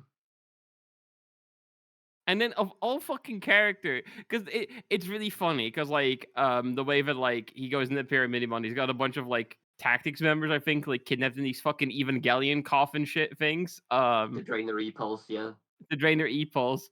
But in the previous episode, they put a little Chekhov's gun in there where you see what's the baby form of Monodramon called again? Ketomon. Ketomon? You see Ketomon like is outside of that, like outside of Raito's coffin. And like, sure enough, he breaks Raito out of it, and then Raito is the one of all fucking guys who snaps Tomura out of it. Yep. Like, God literally talks about how it's just like, yeah, being more in tune with your Digimon's emotions and feeling the same thing, that's like how you get like your biggest strength. And then he goes, "You're the one that taught me that, you dumbass." You don't get to forget about it now. Yeah. Because like the whole time, Gekkomon as Armalizamon was saying to Tomura, like you're gonna drain yourself. We can't do this. You've got to stop. And it's revealed that Tomura could not hear Gekkomon saying that to him at all. And it's only once Raito like snaps him out of it that he like looks over and sees Gekkomon like passed out on the ground that he's just like, oh fuck, oh shit. Well, half his body has gone cold hard, by the way. Like his entire arm is covered in ice. Yeah. Just was not paying attention to his surroundings at all. Mm-hmm. And they have their, and they their have the, big, yeah. Yeah, the conversation that's like, very reminiscent of the Shine Greymon one, and Monarch Lizamon shows up and just oh my god, the fucking Monarch Lizamon Proganamon fight. Oh baby. Oh, fuck! We forgot that. So, okay, one of the things people talked about was just like, man, the evolution sequences in the show are a little like lackluster. Like they're not bad. They're just shorter, no crazy animation. And then it turns out they'd been holding back for 23 episodes because in episode 23 we finally see the Cougarmon to Murasamemon actual evolution sequence, and it's so lavishly animated. It looks incredible, and it suddenly clicks. Oh, the perfect level animation sequences are the ones that look really good. They just didn't show us Kyo's yet because they were holding out for this moment. And then, of course, in 24, when we get the Monarch Lisa evolution sequence, it also looks fucking incredible. And we get the intro song again, finally. Those fucking like ultimate like the level 6 transformations are gonna go fucking insane, dude. They're gonna go crazy. I hope they're in 3D. I hope they're just in fucking 3D. God, could you imagine? Please. Yeah, that was just an aside because like those sequences are fucking incredible. Oh my god, and yeah, the fight between Proganamon and Monarch Lizamon isn't amazing. Eclipse Impact is an incredible looking move. Final Judgment? Yeah, sorry. Eclipse Impact is the other Digimon's move. Yeah. I'll get to that. Final Judgment is the Monarch Lizamon one. Looks incredible. Tomura wins, and everyone's E-Pulse is returned, and we get the little like epilogue wrap-up scenes of everyone being okay. The Team Tactics members talking to each other, Hororuko saying to Granite if he wants to come work at the store, that's fine. Very cute. Granite smiles for, I think, the first time in the entire show, and I almost died. Yeah. And she's like, what are you going to do, Raito? And Raito just kind of turns around and walks away, but, like, actually waves at them. And they're just like, aw, you little fucking stubborn asshole.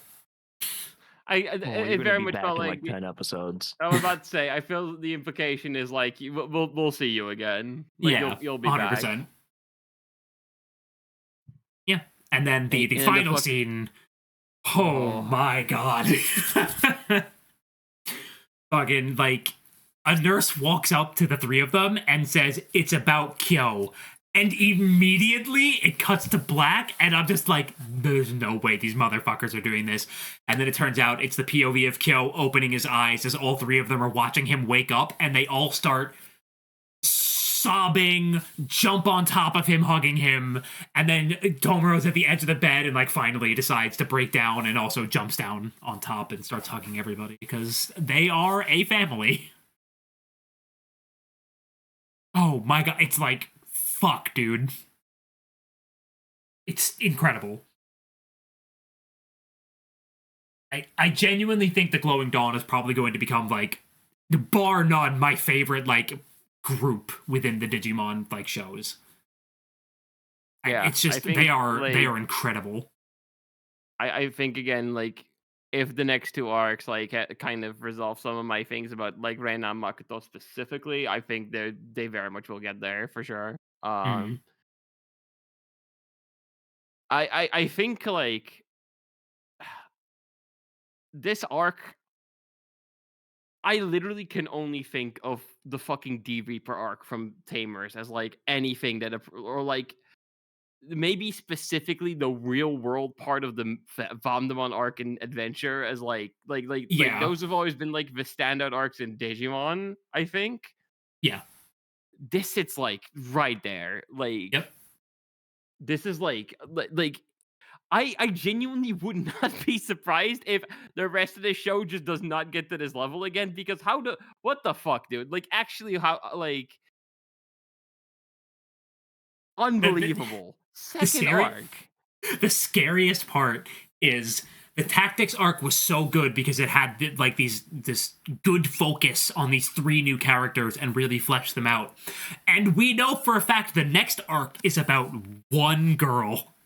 So I am terrified of the depths they are going to go to flesh this girl out. Yeah, like obviously the next, like it's like almost definitely the next 5-star we deal with will be Rose. Yeah. And like there's a bit with her in the new ED where she's looking all happy with her Lilamon, and I'm like, you can't fool me. I know you're pure fucking evil. So I don't know how think exactly, but I know you're fucking evil.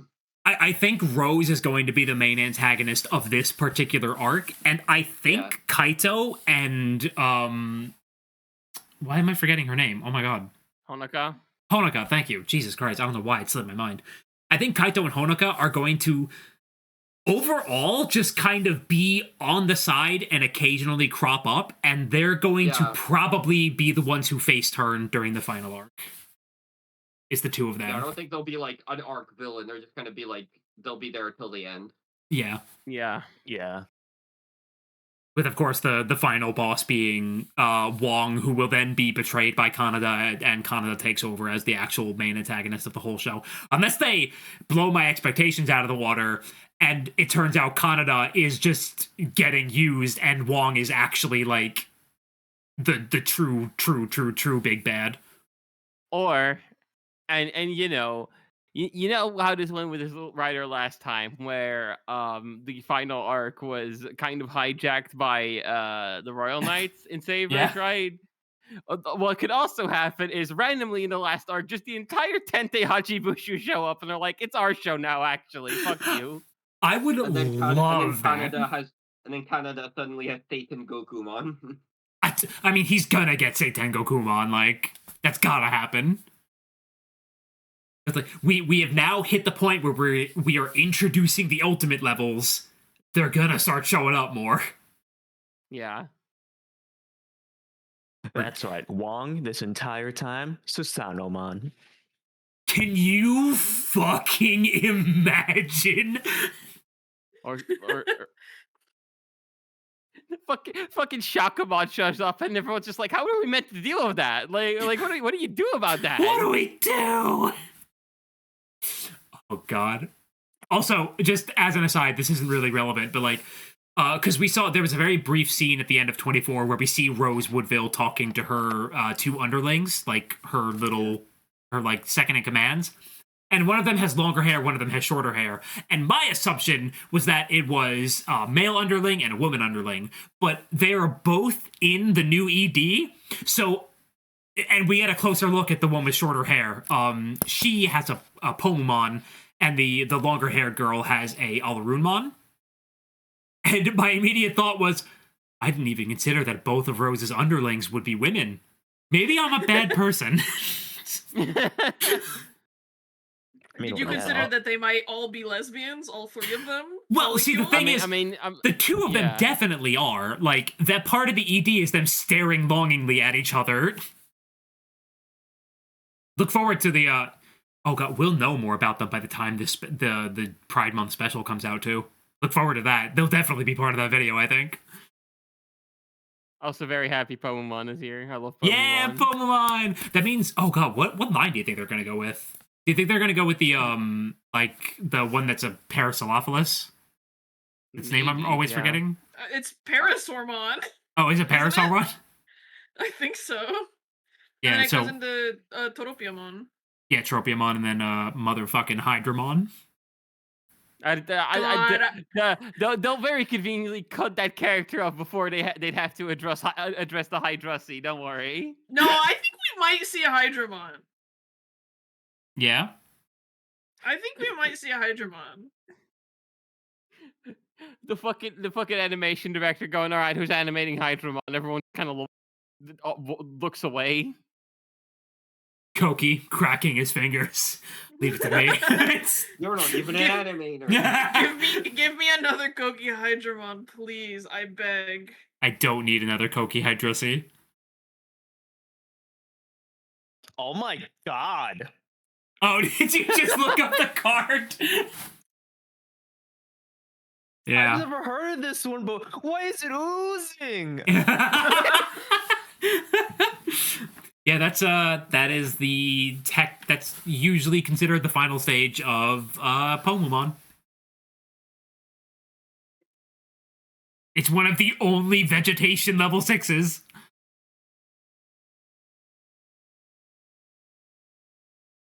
So what are some of our predictions for next arc? Like where are we at on the? Well, Okay. wasn't drawing with one hand. He was making his dick do the entire drawing. Jesus Christ. I'm So expecting Rose to have violated all the Geneva Conventions that Clay hadn't.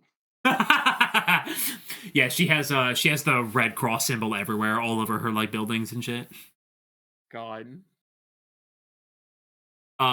My big prediction is the comedy prediction is that Rose's final, like the Lilimon is going to evolve into a Flezimon because Rosemon's too obvious. Yeah. I was gonna say, since you brought up Hydramon earlier, I was like, I think she might be get the Hydramon. That'd be so fucking funny. If they want another big fucking guy for the gang to fight, like Pyramidimon. That's fair. So I think the Kiritmon line is going to go into that like Sentai direction, like even harder because of Makoto's love for the kind of like hero stage play stuff.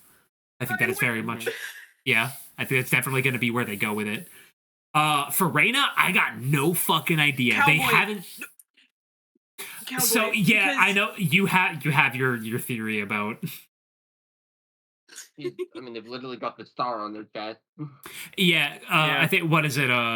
Leon, your theory is So- that all three of them are going to be like hero figures. like sort of like lone hero type figures where it's like when you see like a samurai movie, there's typically like one samurai that's on his lonesome, or like one sheriff / cowboy that's on his lonesome. I mean, isn't there like a movie called like the Lone Cowboy? Lone or something? The Lone Sheriff. Ranger. Yeah, there's the Lone Lone Ranger, Ranger. yeah. That's it. And then like not necessarily Sentai, but like Kamen Rider, which is also Yeah. you know, Mhm. like is very much, at least originally, was like a solo deal. Or even just like general like superhero isms of like Superman Yeah, is just, just like, one guy. Batman like, kind of right. before Robin anyway. Like I don't know where Munasamemon really fits in there. He's kind of A coffin. maybe my Holy only fuck, thought dude. is like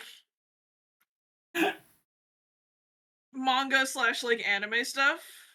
But I mean, he's also clearly like samurai like, but he's also like, you know, the mentor to Tomoro. So like, Yeah. I mean, well, we've seen the Habakirimon design, and we could talk for another half hour about some of the bullshit going on with that design, like how many parts of it are fucking Susanomon's armor and shit. But we ain't got the time to get into that. Do we want to talk about Mystery Girl?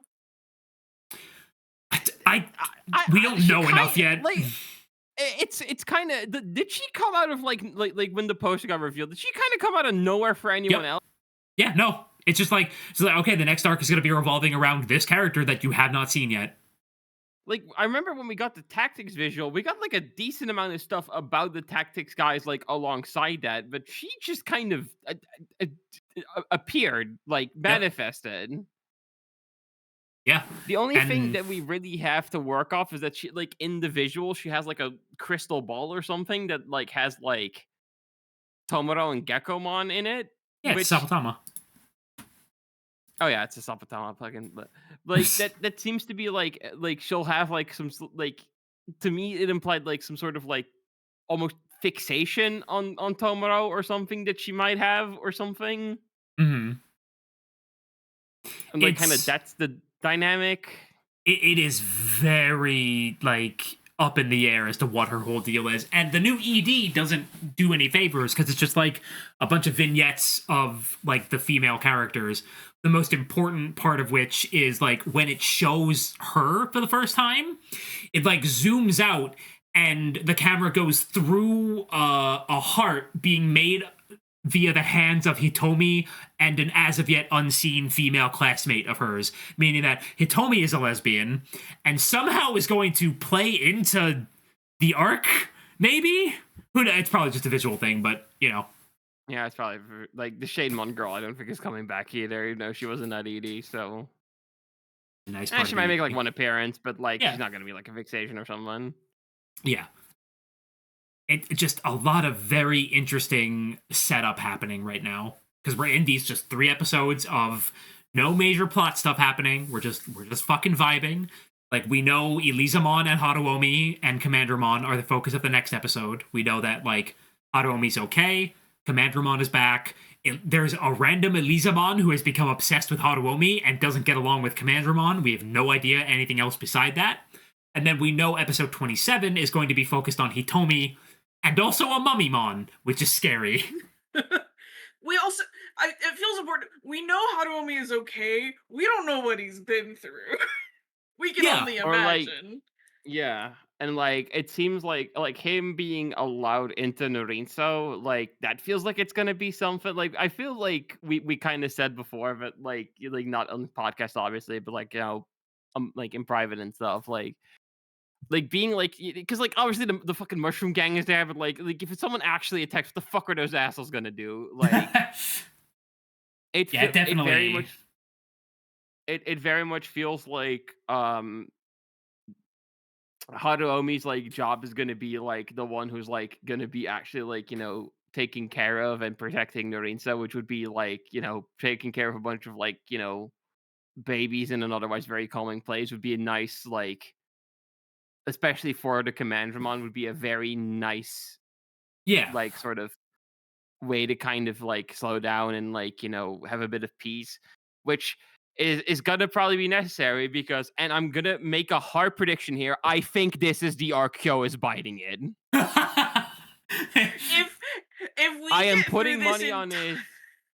I think Kyo is dying this arc. Okay, you know what? If we Bridget, I'll take that bet. $20. $20, Kyo survives through episode 36. Bet. All right. It'll be Bet. such egg on our face if we if Kyo never dies. or specifically like taken out of the action in a more permanent Yeah, way. yeah. She never dies. I'm taking all of you out to dinner. Okay. We're not gonna fucking be in the country, but whatever. I will. I can go do that. I have the money. I'll go visit and take you guys out. Okay, What fair about enough. me? Fair Yeah. enough. But So wait, hold on. No, don't move on. You'll travel to the UK, but you won't travel to Florida. Okay, well that I never said no. But you didn't say yes. You just kind of moved on and didn't say anything. She'll send you the money.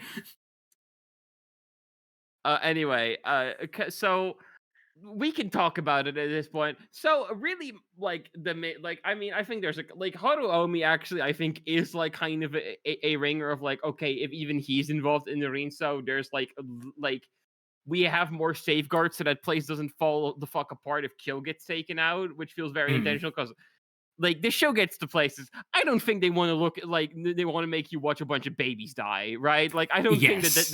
that's in their interest.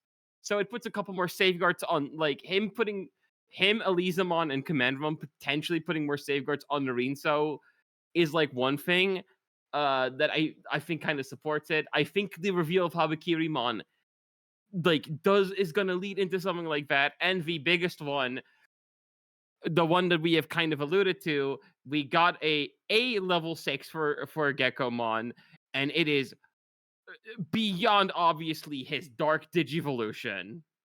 Yes. Either that or like a digivolution with an external factor we're not aware of yet. See, okay, I see.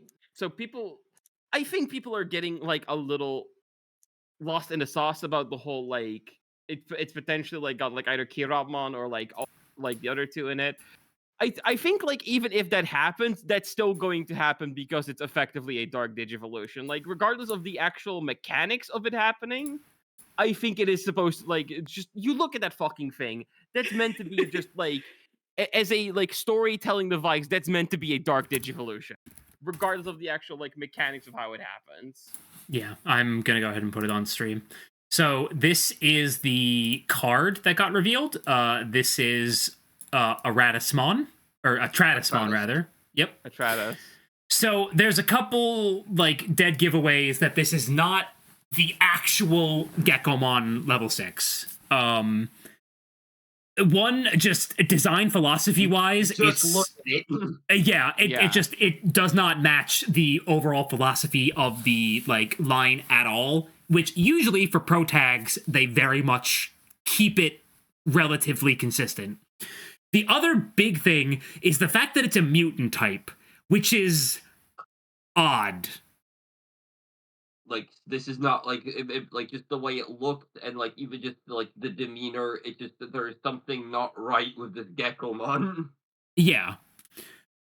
And like color wise, it is the same as Monarch Lizamon of being green black. Like that is the Gekomon colors as like for cards as far as we are aware at this point. Some people thought it might be like a Kirapmon influenced thing, but that just because of like the general vibe of the design is very much kind of like Kirapmon-esque with like the cloak and the belts and the darker Right. color scheme. But who knows? I could just- see it happening. I don't know that it is that, but I could. I see don't it. think it really, is. I really do not think that's what's happening here. It's to me, it's also like those are not like in terms of like wider Digimon, those are not design elements exclusive to Kirabmon. You know, like they Of use course. that for a bunch of stuff, especially in relation to like you know like darker / more fucked up Digivolution like chains and stuff. Yeah. So just like just throwing it out there for the sake of presenting all theories. I know. No, I'm just saying like why I don't agree, like Yeah. you know like you putting it out there, and I'm just putting out why I'm like I don't really think that matters. Like like for why other people bring it up anyway. The more likely is, as Bridget mentioned, it is definitely going to be just a straight up dark digivolution for Monarch Lizamon, especially because, as Leon pointed out when the card got revealed, if you can go ahead and explain that. So we initially didn't have the English translation, so I was literally like driving to my OBGYN appointment, like reading this card, which is so dangerous and you should not do that. And at first I thought it was Atlasmon, but then I read it and I went, no, this is something more like a Tratismon. And then I looked up what a Tratis would mean, and it means to be wearing dark clothing in parentheses for mourning, as in MOURNING. Yeah. Like at a funeral. Which like I think the very obvious chain of event, because it's in like mourning, so you would expect this to be like it's the fucking McGeedramon moment, right, where it's like in response to someone dying. Yeah. You would imagine based on what this is like. So the very obvious chain of events here is that like Kyo has kind of, I feel like, been like I mean there's been like obviously like Tomura puts like a lot of like a lot of stock in everyone else in the Glowing Dawn and Gekomon especially as well, obviously. Kyo has really felt like the guy who has kept Toboro like from completely like diving off into the deep end, as we saw when Kyo got taken out at the end of this arc. He nearly already went there. Hmm. So it feels like very obviously Kyo is going to get taken out, like for real, like for real, probably right around the end of this arc, and that is going to lead to Tomoro just like finally like not just having the dark epos, but like it actually like just snaps into like the next stage basically, and Hmm. turns Monarch Lizamon into this fucking thing. Yep. Very Also, excited you to know, find the out fact, how that happens. also, yeah, just the whole fact it's literally called the Morning Digimon, and it's wearing all black. Yep. Yeah. Yep. Like Also, I'm not. It's hard to tell from this art, but it might. I think I saw someone put out like a silhouette of it. Like it might be like a Lamia type body. Yeah, people are trying to figure Yeah. out what the lower half of it looks like, and there is one interpretation that is it as a lamia. Also, I'm more trying to figure out what the fuck the thing in its weapon is. Like, is it like a hat? I think it's Like a you can barely. hammer. Yeah, I think it's So a hammer, but it's hard to tell. it is a large circular like axe type thing that has like it has like a trail What? going off Okay. of it. Yeah, no, I know like most of From that is the like moon. energy. Yeah, Yeah. it's like yeah. But yeah, this thing being revealed was like my final push for Kyo is biting it this arc. That motherfucker's going. I could okay, I could see like the arc happens, that all happens, and then like okay, that'll happen. Has anyone seen? Has anyone here watched Demon Slayer? Yeah, Do you know how? Did you watch the Train movie? not the movie. Okay, never mind. I can't explain this, but like, okay, if anyone's listening to this and they've seen the Demon Slayer Train movie, like, I'm just amazed imagining like this stuff with Rose is like the arc, like the train, and then just what happens. Like, just guy jumps him at the end, and Kill goes out swinging. Oh yeah, like I could 100% see like sort of the catalyst into like the Canada stuff being like they take out Rose, like it's probably like what I think might happen is that like that's where we get Habakirimon like at the end of this, and then like that completely exhausts like Kyo's like e-pulse and stuff, and then like that's when Canada swoops in and just fucking murks the guy. Hmm. Like, I So don't like. I mean, although I'll be admittedly, I do not think he's going to be full on like murdered. I just think he'll get cold hearted, and then his Staple Power Yeah, gets no, taken or something. I think we should be clear. Whenever we say we think Kyo dies, we mean Kyo is going to Digimon Beatbreak die, which is getting cold heart, like just removed Yeah. out of the story. Basically, is what we mean by that. Which I think is like I think again I'm putting money on that. That shit's happening this arc. It's happening. I swear to God, if they make it episode 37, so I technically lose the bet, I'm gonna be so mad. I will say by the end of the arc. Rather, I just said 36 because it's likely the end of the arc. Yeah, I know. Like, just that. I think Infadusmon's got given us more to think about than like any of the actual arc visuals because they've kept the info like Yeah. Pretty tight under lipped. wraps. Yeah. Yeah, they are keeping it under lock and key. I imagine once the Hitomi episode airs next week, they'll probably start talking more. We're probably gonna get another 1 week hiatus, and then we'll get more visuals. The pacing has to like pick up even more, right? Because we still Yeah, have like probably. essentially 4 of the 5 stars to deal with. I mean, one of them is for sure like the final boss, or the pre-final boss. Yeah. Yeah. I mean, again, but- I think this arc is entirely based around one girl as opposed to an entirely new team of people. So I feel like things will move quite a bit quicker. I feel like the way they'll do it is like Lot said. I think Kaito and Honoka are not going to be like the focus of an arc, but just kind of guys on the side who will like have their deal kind of like go on throughout the show until the like either they face turn or we just deal with them. Although Phil could at granted it's been using its I guess this is like we still don't know the full final episode count. Could just end up going longer than we think. There's genuinely enough going on here that this is the one Digimon show Yes. where I'd be like, yeah, no, this could go on for 65 episodes and probably be fine. Well, it's also because it's all like 'Cause this clearly one like paced out as like individual arcs. So like, yeah, no, sure. If you want to like, it's paced well. It's actually using its time effectively. It's crazy how much more acceptable that episode count becomes when your show has like a story in it. Hey, 2020 had a story. It just wasn't good. It just was dog shit. Yeah, it was a Stinky dog ass. It was a dog shit story. They barely ever actually meaningfully progressed. I will say I did see a tweet that was like, "Please say Beatbreak gets 65 episodes," and I was like, I understand that it could go that long. I don't know that I want it to go that long. If it I don't like again. It's like the reason I was always like, no, please do not be that long. Beat break was like Digimon has not been the last few shows have not been using their time effectively. Right. And it just feels very awkward. But like, no, if they're gonna have the show be that long yet again, and like they clearly like planned it all out this time, they've got a through line they're following through on. Yeah, that I was gonna say, like the past few shows have not used their time effectively. This show has used its time fucking like the master. Like I am shocked at how efficient. Like this show is efficient. I would say like this show knows how to use its fucking time.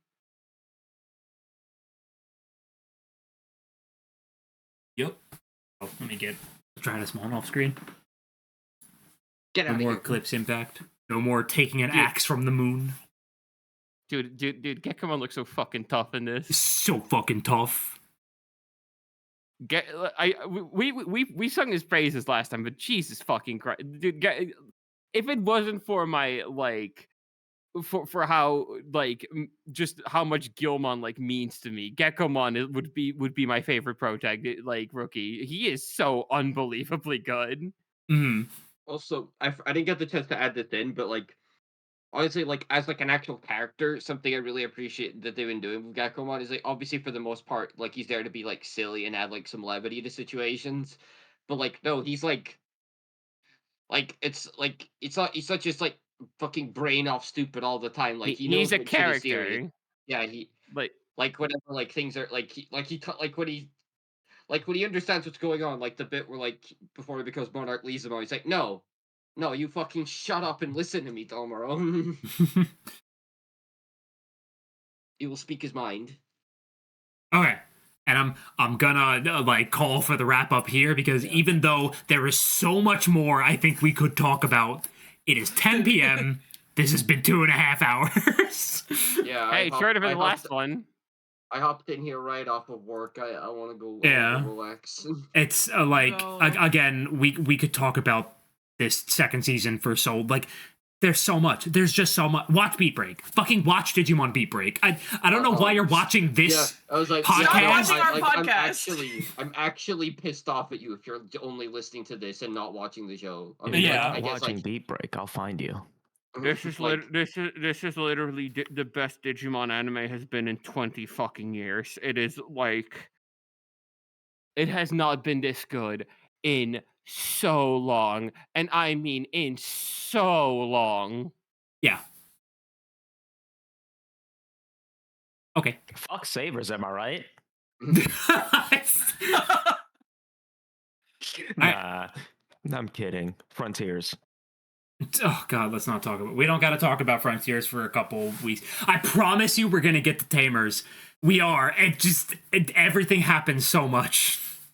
We'll have content to tie you over until when Lot gets off their fucking hard drive. We still we have a 0-2 in the beginning episode that's like 3 fucking weeks old at this point.